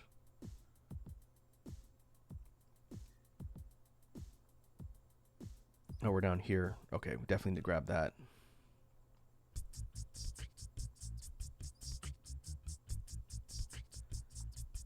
Our Dyson swarm tech, where is it? It's sales. Oh, okay, we have it. We're just going to need to start constructing stuff that's going to get us to actively sending things out into space to harness the power of the star with the Dyson swarm. That's the next major step. That and interstellar logistics, but I'm thinking we move towards Dyson swarm first, which is going to require constructing some key resources, which might be a little easier now that we have planetary logistics. Let's go take a look.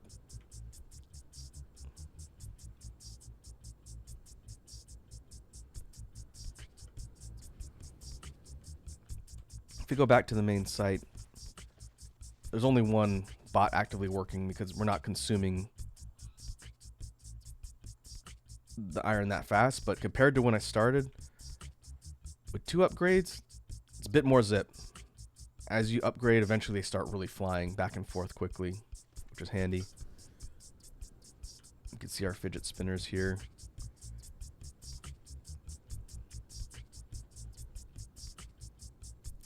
This is a problem that we're going to have to solve. These 2 resources, titanium and silicon, we talked about this in previous streams. We don't have it on this planet. So I have to fly to the nearby outpost, which is right here, fortunately. And I have a mining setup here, and I basically have to hand carry from here back to homeworld. When we get the interstellar logistics, we'll be able to do that with the ships. And then it'll be completely hands-off. That'll be nice. But let's see. Let me try and add a little bit more power generation.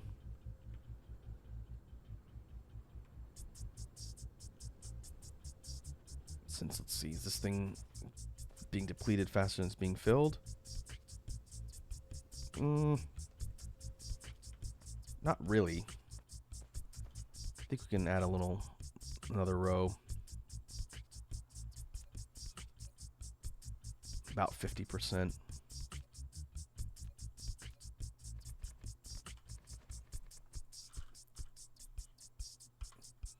Each one of these draws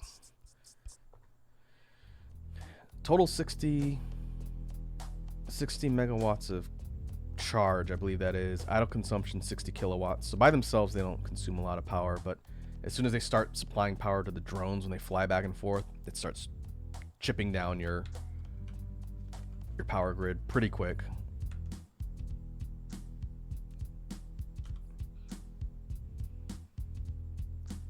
So let's see.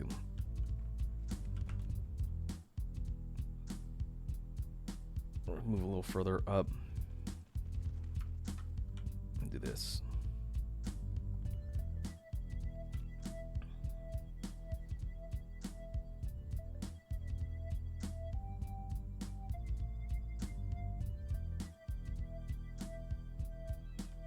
Oh, is it the water?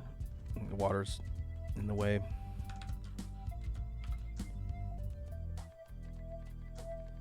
You have to get some more soil piles at some point too. Otherwise we'll be able to fill in more of the water.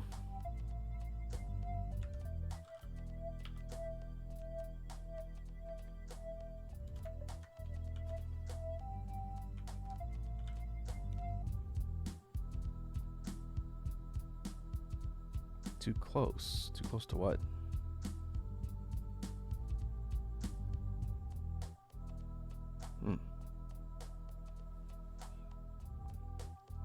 I think it's the fact that it's moving across the geographical lines. Maybe that's why it's doing that. All right, I'll put it down manually.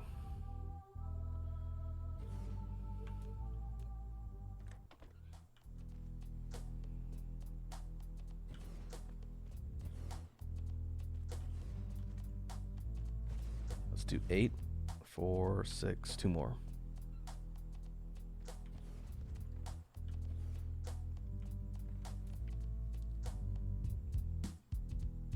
Will get us about 49% power consumption. It's not bad.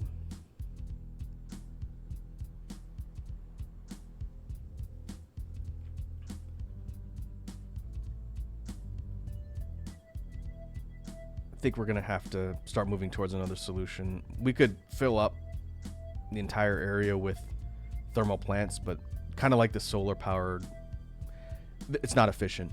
Your needs are going to outweigh your production much faster than you can actively fill it. So instead, let's see if we can condense down our production a bit.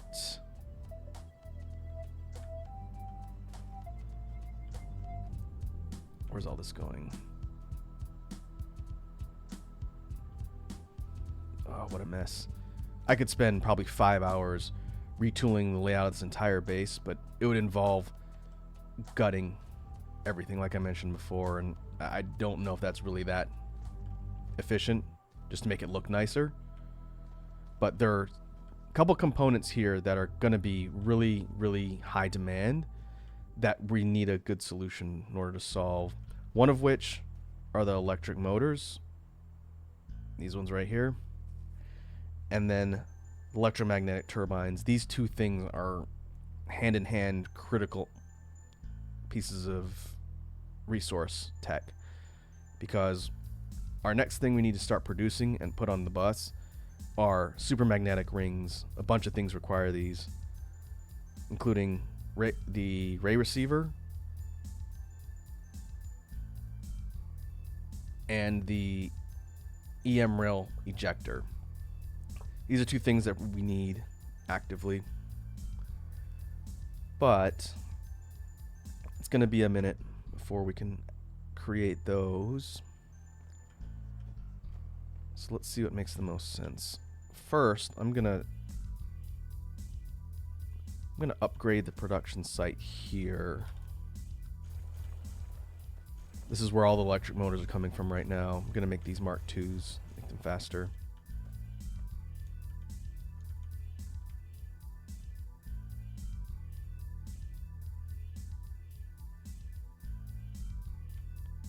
And let's see. These are being sent down from up here.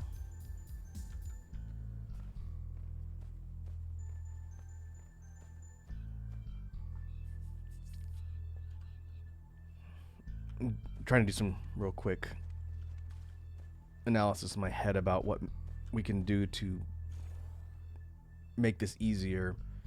Part of the problem of the way the site is set up now is it's pulling all the raw iron ore in order to craft the metal ingots in order to get the gears, since the gears just take 2 or 1.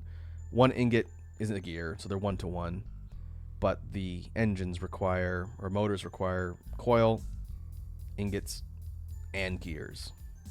So you have kind of an overlap in the required material. We could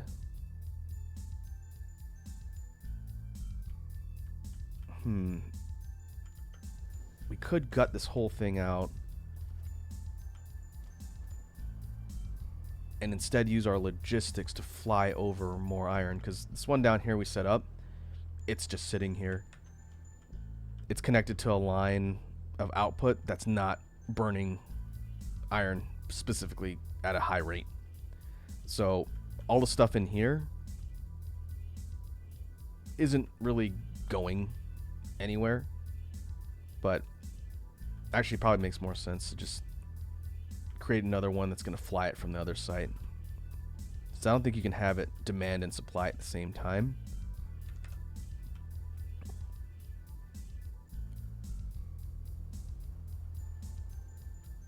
So let's see what makes sense.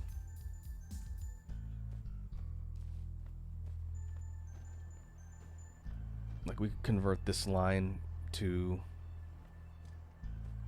just the magnetic. These are magnets. Yeah.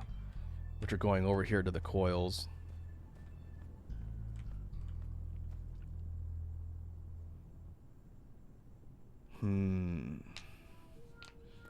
Couple different ways to attack the problem.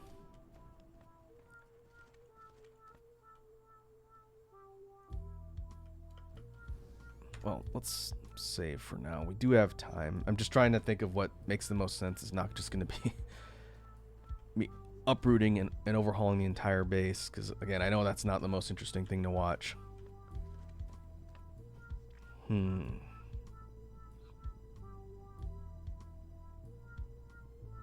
Let's do this. Let's spend some time experimenting with a new layout, and I'm going to save a copy of this. That way, if it looks terrible and or doesn't work, I'll just reload. So let's call this Space Utopia 2 temp.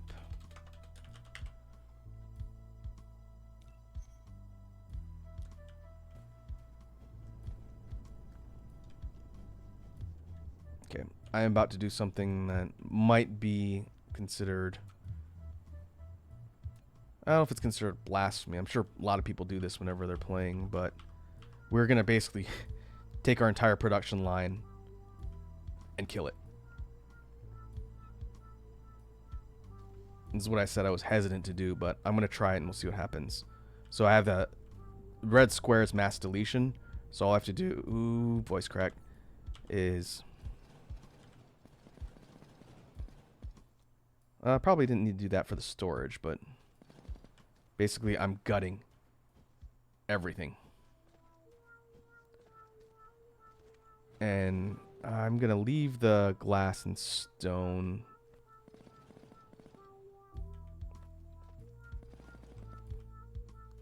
Well, this is all loose material. It's being dropped because I don't have space in my inventory for it.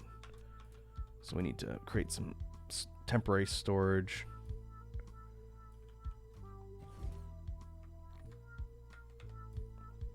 Lava King says, I miss good Lord of the Rings games. I haven't played any of the Lord of the Rings games. I think the Mordor ones were generally considered pretty good, yeah? I think Shadow of War, that's like a Middle-earth Shadow of Wars in the Lord of the Rings universe. Heard that game was decent.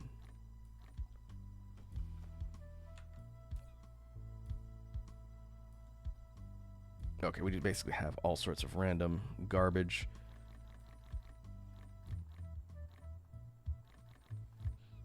What I want to do is reduce everything down to just the raw resource accumulation points and work kind of backwards from there.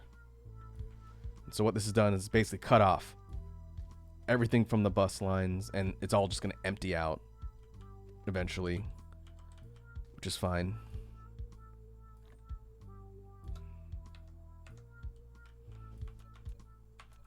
I'll drop this on top.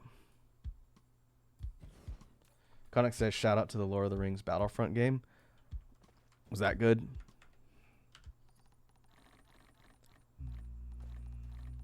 I guess technically, although no one's probably going to claim it, the Gollum game that came out last year is a Lord of the Rings game. If anything, that'll make you miss the good ones, huh? That game was a real stinker.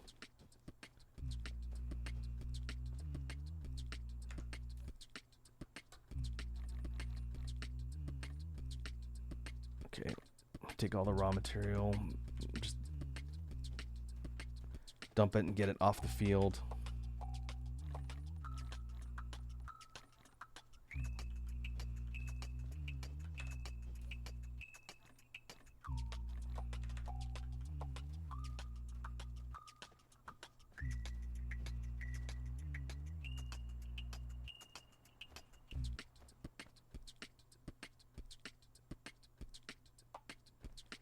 Alright, I'm going to slowly start trying to centralize our production here. I might have to, well, I think I have to get rid of this. I don't know why that's there. So here's kind of what I was trying to explain earlier. Maybe I didn't do the best job. of laying it out. Our end goal with this new setup is to have all of our basic components that are going to need to be on the bus being produced and filtering over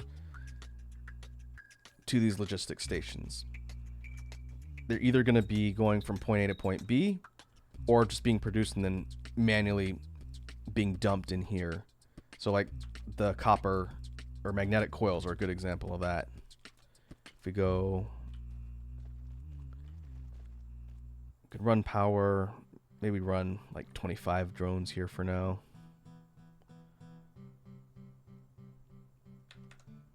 We have these being manually sent over here.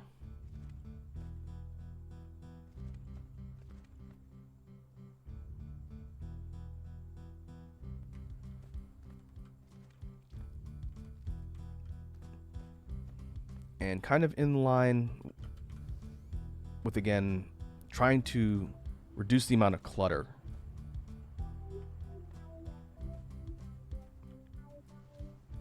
Where is our copper, our raw copper being produced? Not here, apparently. Well, it's coming from up here.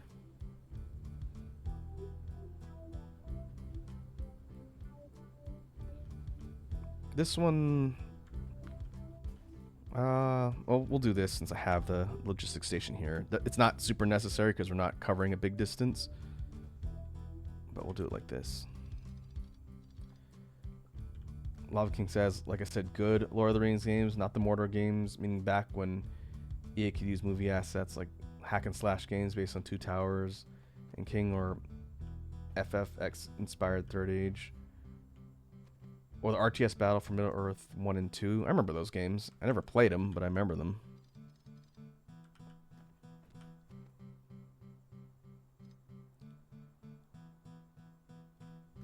Okay, these are circuit boards.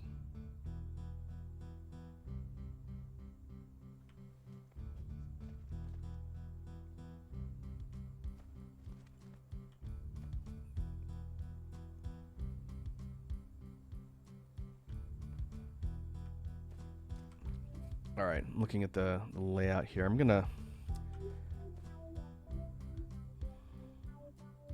to make a change here for the sake of efficiency and kind of undo what I just did earlier. It's okay.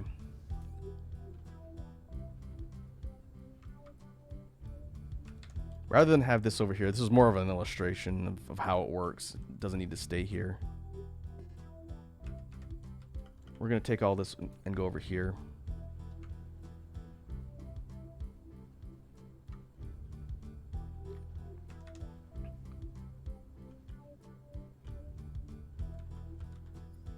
We can delete this one.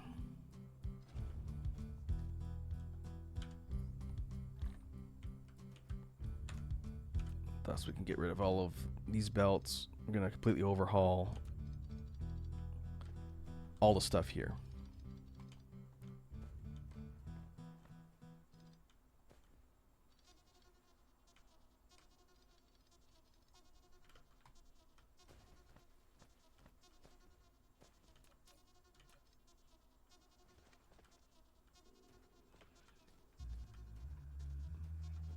So now this one is going to be the one that's requesting iron when we eventually need it.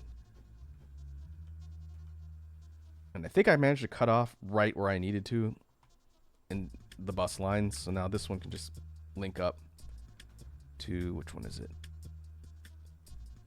This one?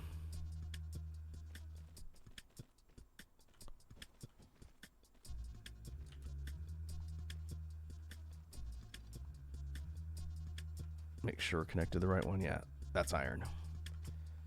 So now the iron's going to be fed out of this main point, and I want to connect up a bunch of the other ones like copper and whatnot.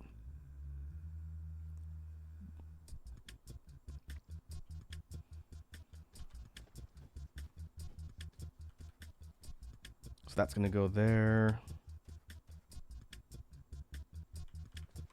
All this stuff's going to need to come out.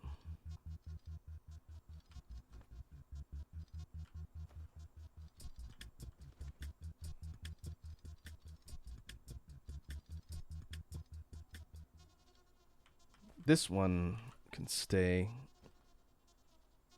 These are the engines. That needs to go up on further up.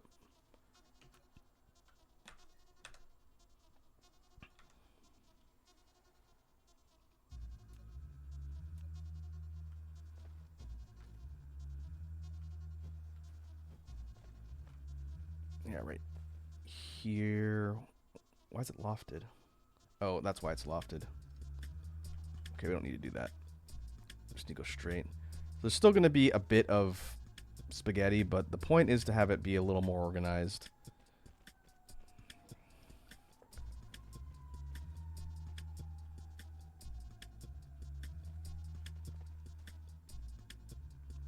Now we need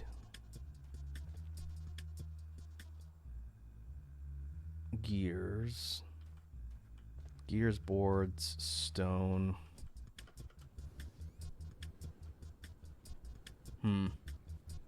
Stone's being produced up here, which is not that far away. Still not entirely sold that this is going to make it dramatically better. It's just going to make it prettier, essentially.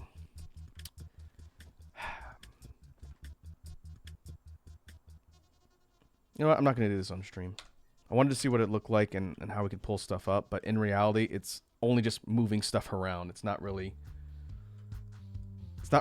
making things more efficient in the long run. I think we'll have to do it in phases, but that's okay. I wanted to see. If I decide to overhaul it, I'll do it off stream.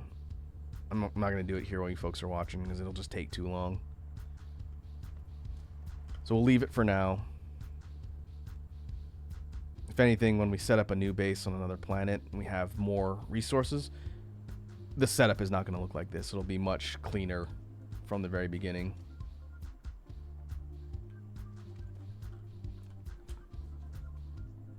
Lava King says, I blame sports for corrupting EA games. I blame EA for corrupting EA games. Their practices have always been more on the predatory side, and they've just gotten worse with monetization and pay-to-win stuff. Between that and releasing unfinished products at a full retail price and then quote-unquote fixing them later, I think that's not a really respectable practice. It's a shame. All right. We do need more copper.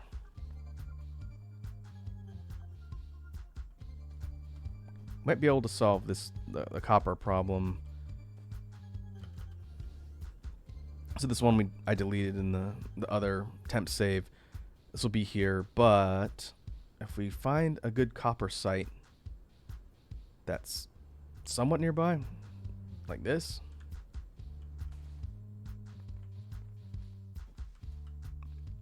we could use logistics to fly it over there. It's kind of a waste, but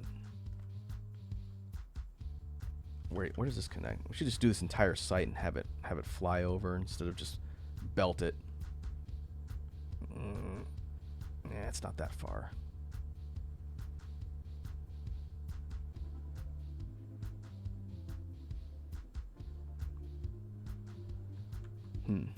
Well, we definitely want to start mining and getting this stuff over there, no matter what.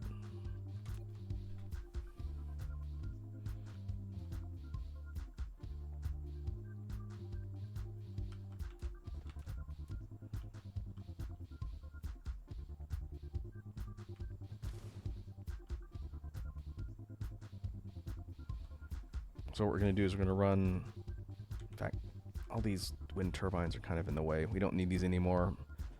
They do not really contribute a meaningful amount to the power grid. In fact, they were just powering the stuff there. It's good to know. It's fine.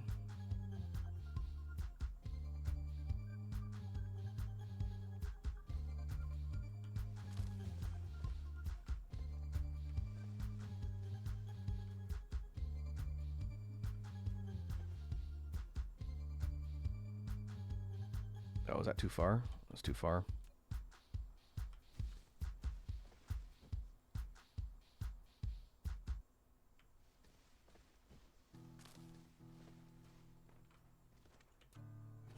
Still too far.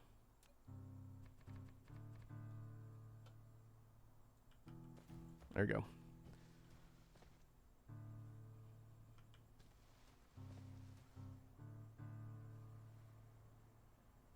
Okay, I got an idea. I noticed there's coal sites up here too. We're going to use logistics to grab all of the copper here. We're going to smelt it first, turn it into ingots. But we're also going to mine coal from these spots here. And we're going to have it all dump into one logistics station that we're going to be able to fly wherever we need it. That'll make it a little more better use of our resources.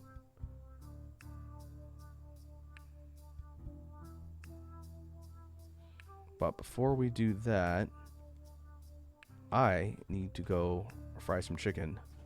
I blame Snake for making me chug all of my smoothie. So, in fact, I think we're more or less safe from attack. I'm going to let everything run, and I'm going to queue up some research rather than pause the game.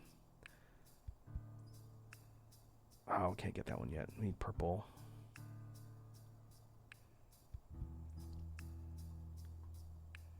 Communication control is more construction drones. We can build stuff faster. Let's do that one.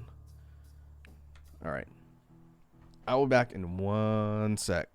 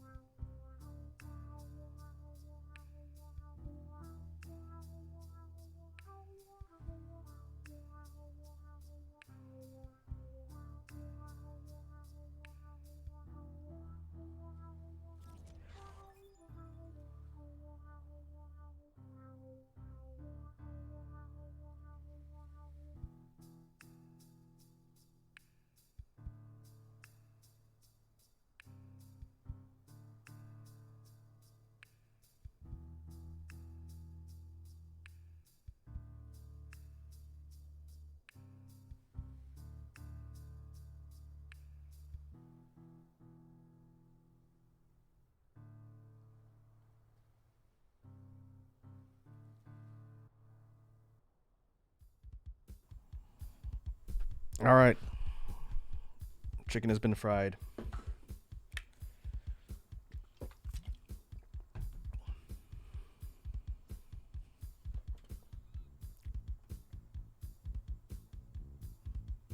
All right, let's see what direction makes the most sense to run the smelting lines. I guess. Wait,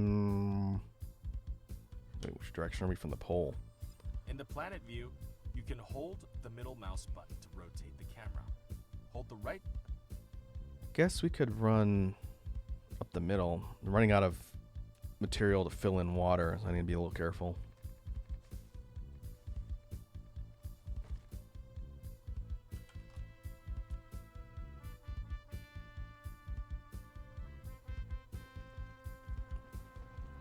We could run it this way.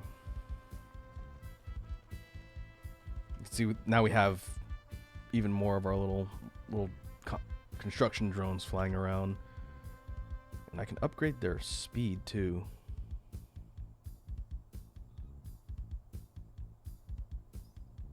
Let's see, down here, 800. Ooh, drive engine is useful too. Let's work our way down. These are our mech upgrades here. So let's do more fuel power. I think we should have enough yellow cubes.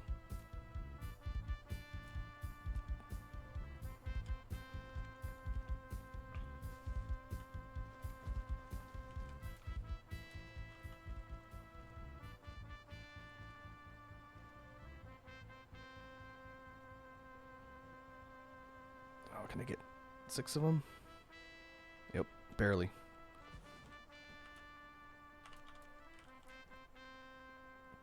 And so now we're going to run smelters just like we did before. And this is for the iron ingots. And we'll run output down here. We're creating basically a satellite mining site here.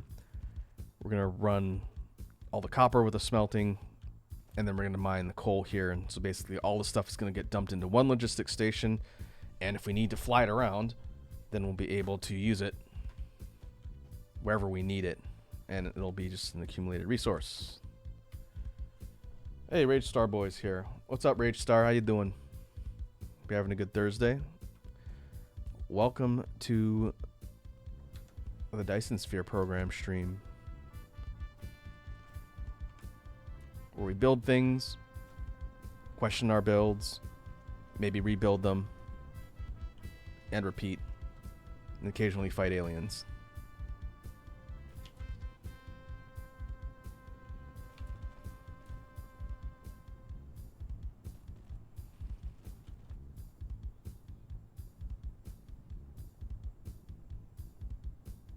Ah, I see. Working on exams, huh? Well, good luck on your exams.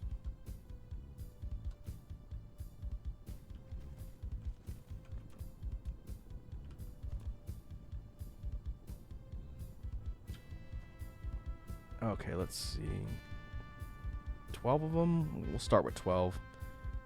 And then we'll put the logistics station smack in the middle of all these mining sites. So we'll put you here. And hopefully we're not putting a big... station. Yeah, we know. We're not putting a big dent in our consumption. It's creeping up. It's creeping up.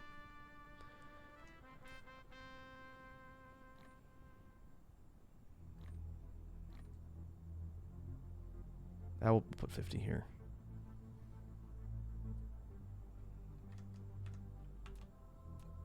So we want the output from the copper smelting to go here, and we do the same thing for coal.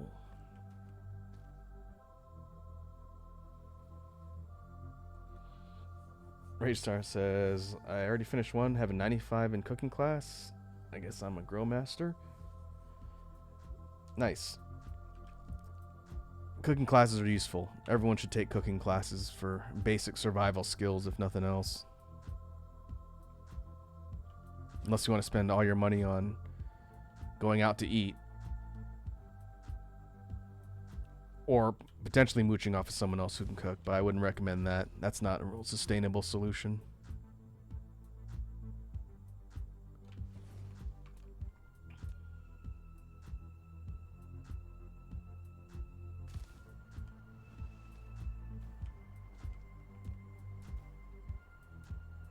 Alright, so unlike this one, we don't have to smelt this into anything.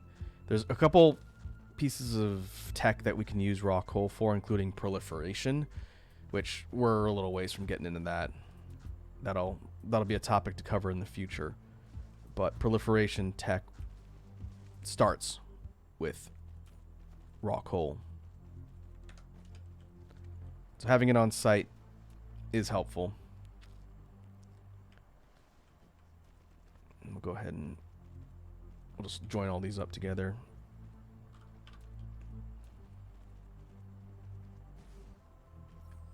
You've built a signal.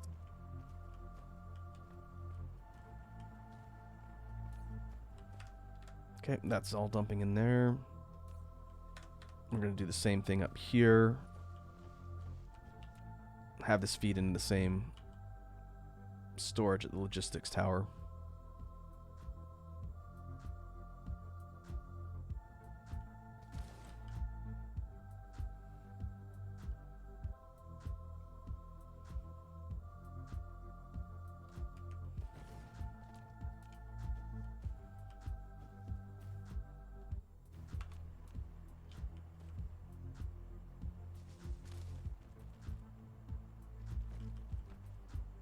I think we can fit maybe 2 more. It's a pretty good node for coal. Admittedly, we haven't been using it for much lately. but it'll just be good to have a source for it.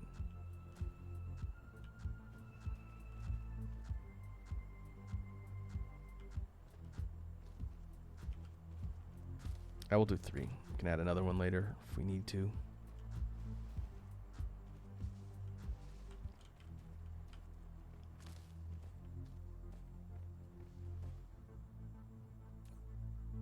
All right.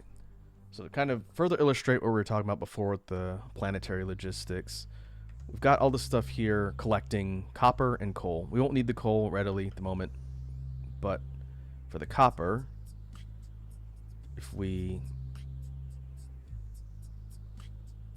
go down here, and again, this location is not the best, but that's fine for now. Rather than running a belt all the way from over here, and again, it's short distance, but being able to just slowly start cleaning up the map, I think, will be helpful. If we have this logistics station demand copper, then our drones are going to start flying it from our storage site over here, and they'll start grabbing it over here.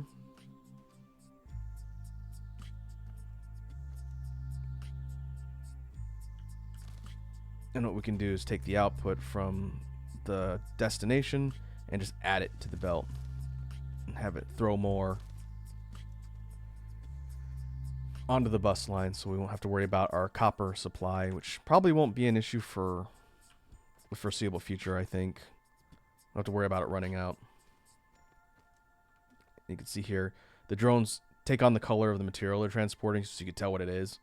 So they turn copper colored. Then they drop off their cargo, and then they fly back and forth.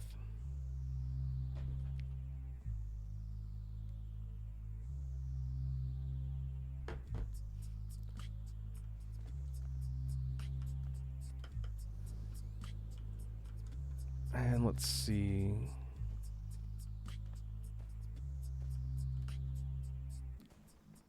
I'm going to delete this series here, since it's just kind of taking up space and it's not actively producing anything at the moment. It's backed up. Instead, we can take our circuit board production line and just upgrade it to Mark II assemblers.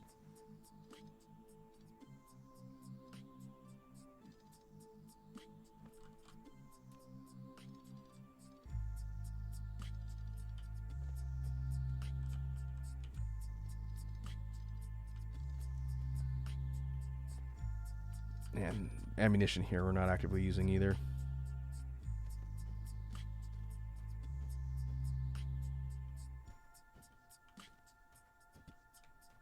In fact, this whole line is redundant. One less belt.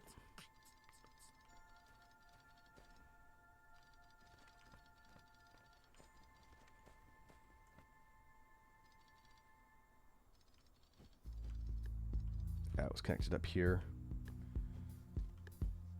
Granted, there's only 4 of them here, so if we start doing a lot of production with circuit boards, we're going to have to make some more from another site, but that's fine for now.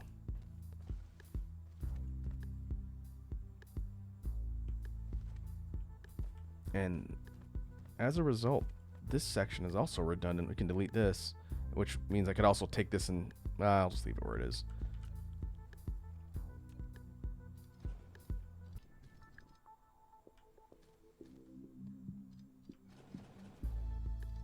We can get rid of all of this stuff. It's no longer functional, rather.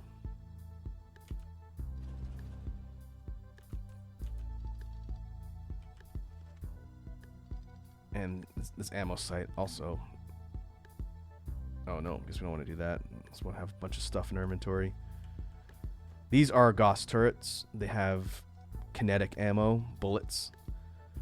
They're pretty good early on, and you get some good ammo later, but they don't have the ability to shoot across the planet like the rockets. As a result, to me, they're not quite as useful. But they're good short term. They'll take out the dark fog when you're fighting them.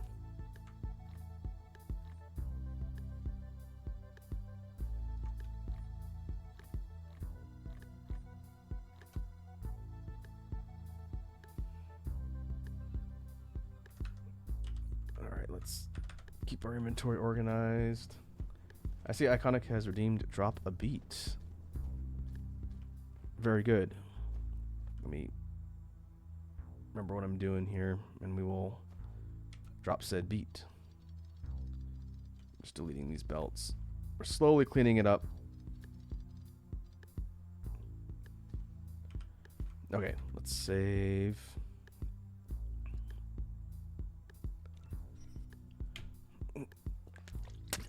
Get some mortar. Pause the BGM here.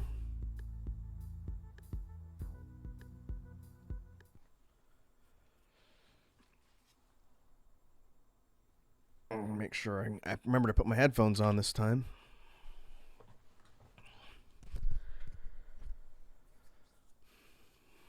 I had this beat in mind that I've been working on. I'll save it for when Capri Sun is here. I wanted to show them an illustration of one of the techniques we've been talking about in the Dram stream. So I'll do something a little bit different for Iconic.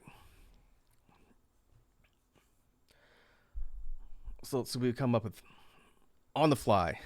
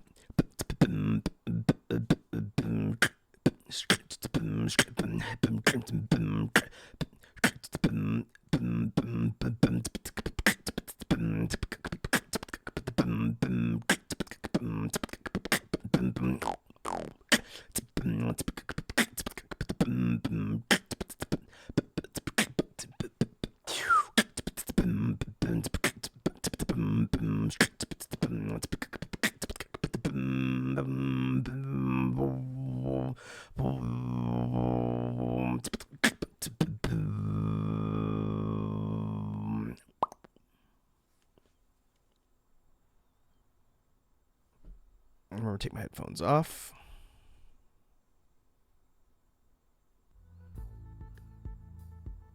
And resume the BGM. And now we resume our work. Iconic says, "Oh, that was excellent." Oh, thank you. Not too dissimilar from some of the other things we've done, but I had a couple ideas I wanted to try and get out. But thank you for the redeem.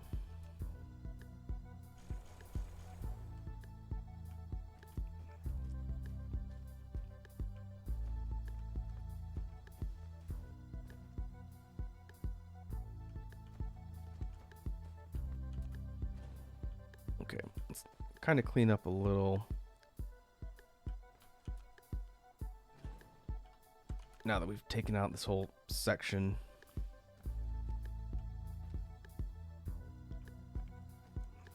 Could put something else here if we really wanted to, but I'll settle for at least the cleanup, having it not look quite as cluttered.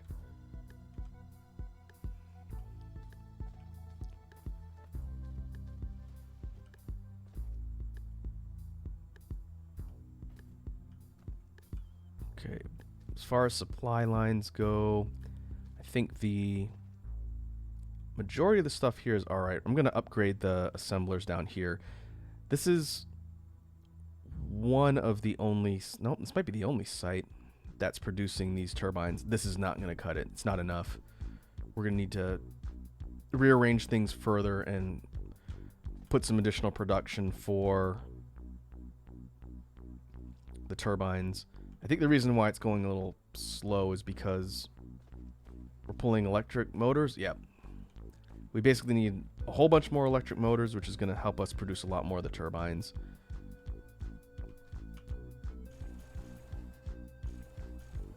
Remembering my playthrough, my offline playthrough, I'm doing this commodity, this resource, and the motors are a choke point.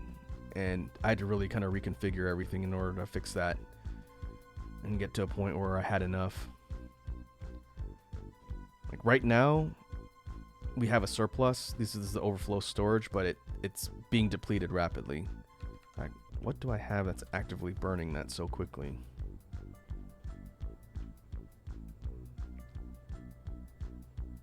something further down the production line is pulling off all of the turbines. Oh, I could probably just look at the requirements. It's probably... Oh. Yep, it's definitely those. It's the particle containers, the pink cylinders. That's what's currently siphoning them off so quickly. But our overflow for the cylinders is filling up. But yeah, the demand for those is definitely not going to go away.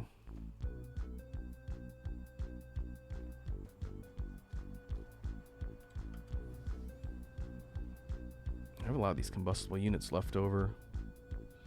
This whole area we retooled and overhauled for our power field. But this line of the combustibles is filling the bus.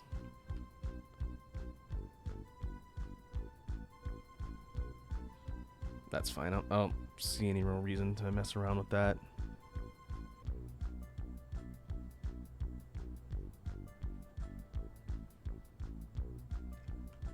Another thing that I should probably do now before I forget, any site of production that is resulting in excess hydrogen, we want to throw into a logistics facility for storage if we have a surplus. And let's see, if we go over here to our oil production, this is oil and plastic. There it is. This is the one I was thinking of. That's water. This is the one I was thinking of. This storage tank is actively accumulating hydrogen, but where's it going? Oh, this is going straight to science. Okay, that's fine for now. The red cubes. Okay, don't think we have to worry too much about the surplus. This is going to be a problem, though. Our refined oil is ticking down, and that's because this is full. Everything backed up because we're not consuming the red cubes. That's why. Well, we can set some more tech up to research. That'll get it going again.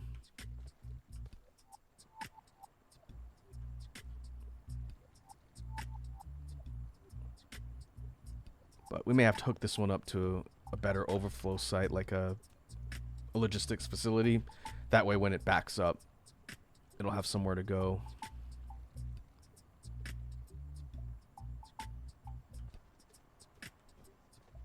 But this is still going to be a problem.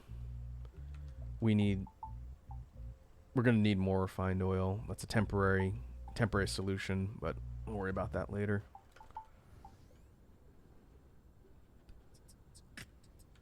Okay, let's look at the tech tree. So interstellar logistics, we need high strength titanium. Okay, we'll queue that next. After we get that, it does open up. And then we have to craft some of this. This requires titanium, steel, and sulfuric acid. Something else we don't have quite a lot of. But I think we're going to need to go grab more of our titanium and silicon, I think. Yeah, we're almost out. I think hopefully in the next stream, we're getting ready to wrap up soon here. The next stream, our focus is going to be twofold.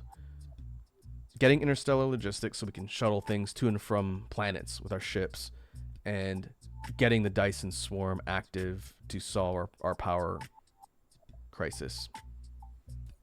Because right now we're holding at about 40%, 35%, but very soon that our power demand is going to eclipse our output unless we do something about it. But before we do that, let's go do a quick supply run. I can show off how that works for folks who might not have seen it. Cruise mode, you can fly the mecha to different planets or planet. So in addition to everything we're doing on planet We have the ability to fly off world. Oh, I am out of fuel. That's no good. And our mining outpost is right here on the neighboring planet. Fortunately, it's very close.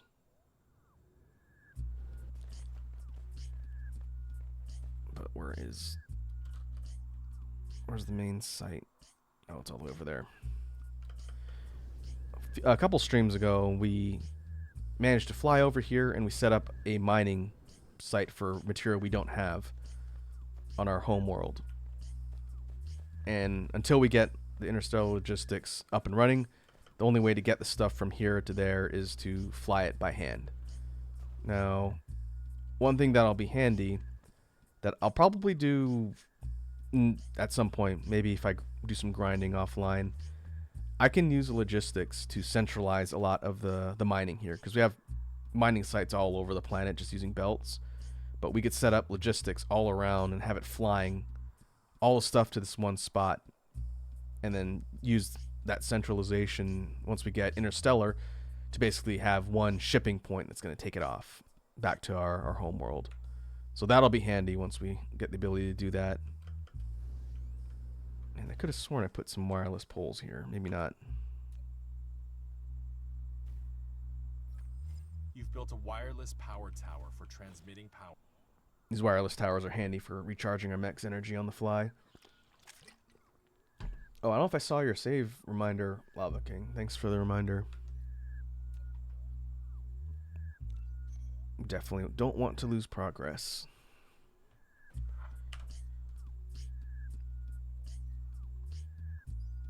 Well, let's get... Yeah, we'll get drive engine. This is in-flight speed, which is always handy. So I'm going to grab titanium. These are our overflow chests from the mining site. And what we do is go to the crates. Oh, there's not a lot of overflow. Using control right click, we can basically grab a huge stack of all the materials. That's about 11,000.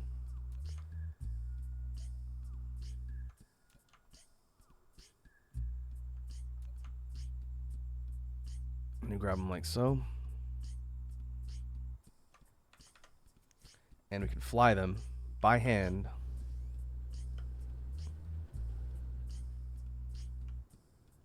back to our main site here and drop them in the storage. I just did this not too long ago when I was working on upgrading stuff, so I think we need to step up the mining production on that outpost, which is timely now that we have logistics. That'll be a lot easier to do. So maybe I will also do that offline,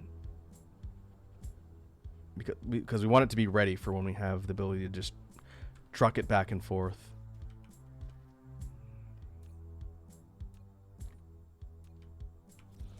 So what we're doing here is we're just, all right, dumping all the stuff in the storage chests to be used as our production requires.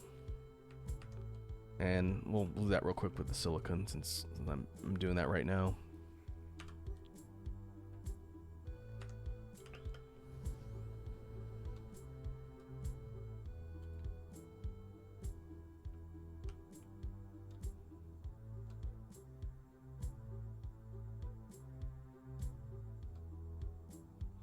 Drive upgrade's handy. Does mean we can fly between worlds a lot faster. So same deal. I'll grab a bunch of the silicon. This high purity silicon is used for a whole bunch of the circuitry components. Also grab this. I think I had 2 chests that weren't completely empty. So I'll do it like that.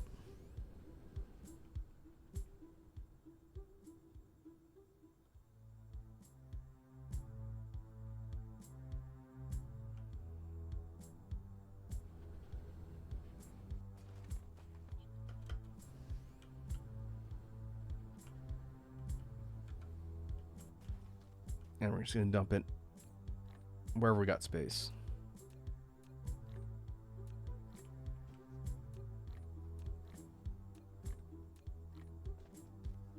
Oh, wait, extra. Alright, I'll leave it in there for now. Probably within, I don't know, 25, 30 minutes, depending on what we have crafting. There'll be space for that, and we can just dump it in. Or can I stack one more? No, we need to unlock another layer of stacking for our storage. That's fine. In fact, we can even do this. Put a temporary chest of shame right there.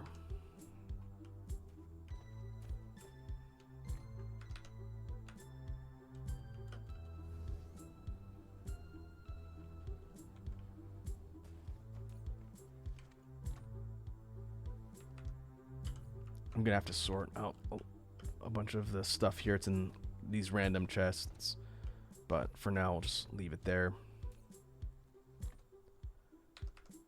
Alright, let's save one more time, and let's do kind of an overview of what we did today on stream.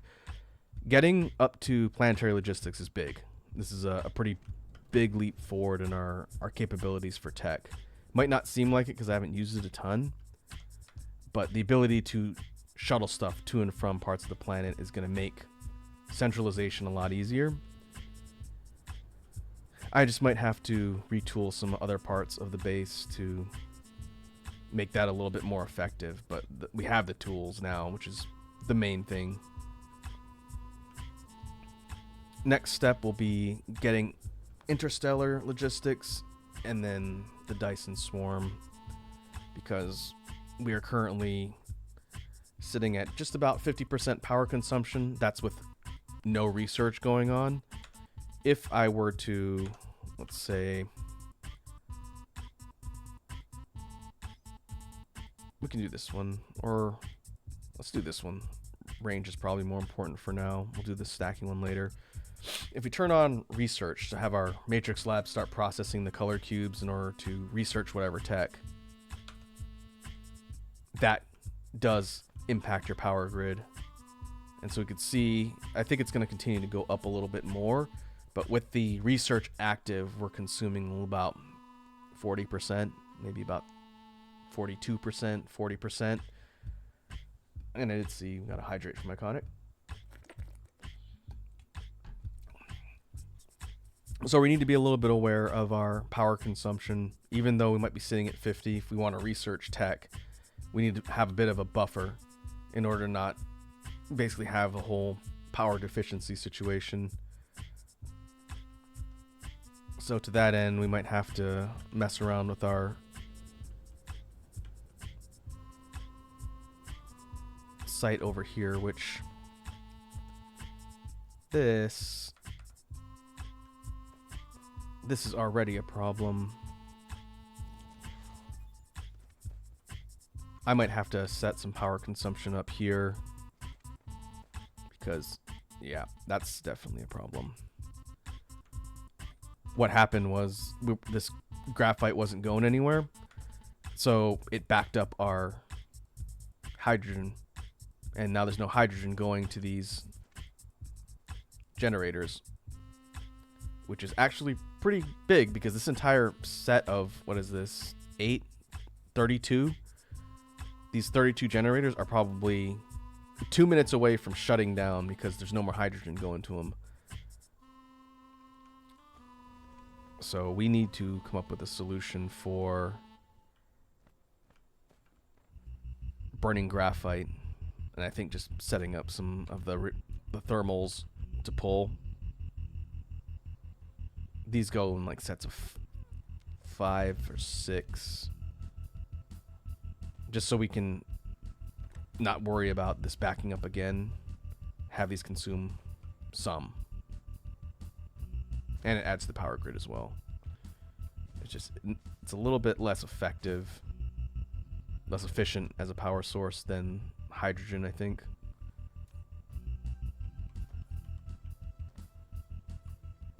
What's the difference? Oh, I don't have any hydrogen on me. Okay.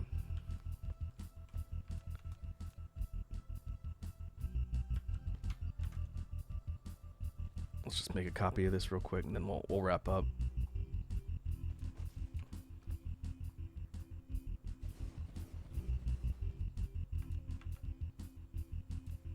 Two stacks should burn the graphite at a decent rate, in fact.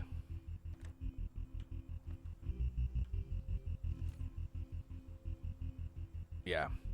Yeah, I think we'll be okay. In fact, I'm just going to put all that back. The point is to not just have it completely backed up. And we could even run a third column, or row, rather.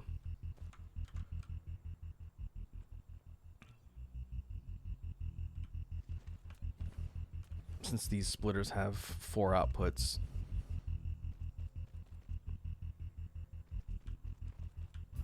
that should work.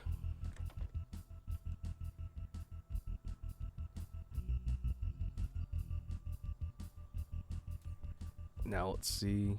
As long as this is burning faster than it's accruing, then we should be okay. Yeah, I think it'll be fine.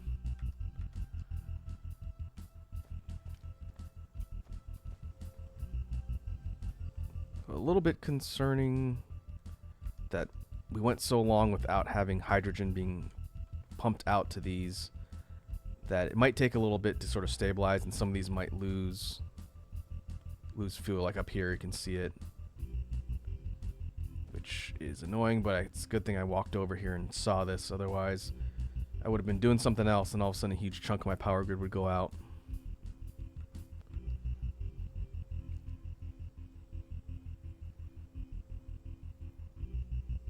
I think over time we will eventually get a surplus. We'll see. I'll have to keep an eye on it. All right.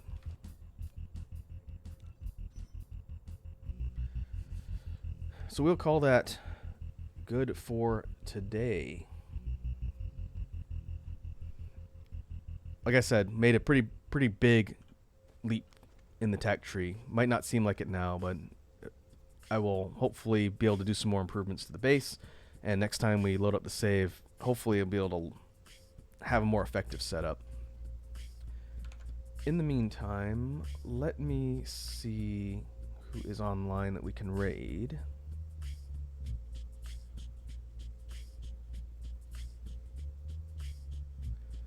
Iconic says, thanks for the stream, Duder. It was nice and chill. Oh, thanks, Iconic. Appreciate all of you folks coming in and hanging out. Shout outs to Wazzy for the raid, of course.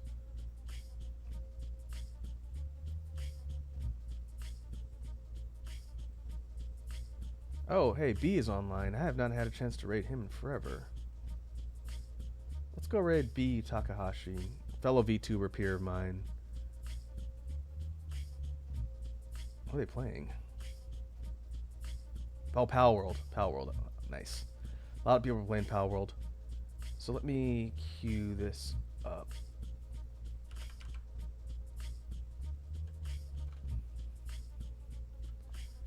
Set this up. Pause and mute BGM, and we'll go to outro. So we will be back on Sunday of this weekend. I had to go look at my schedule because I can't remember my own schedule. We'll be back on Sunday, and we're going to be picking up in Blasphemous. Making more progress, hopefully towards the end of the game. So that should be painful, like it always is in Blasphemous. But in the meantime, thanks again for hanging out and watching me build stuff. Hope everyone has a good rest of their evening. Now let's go see what B and company are up to in Pal World.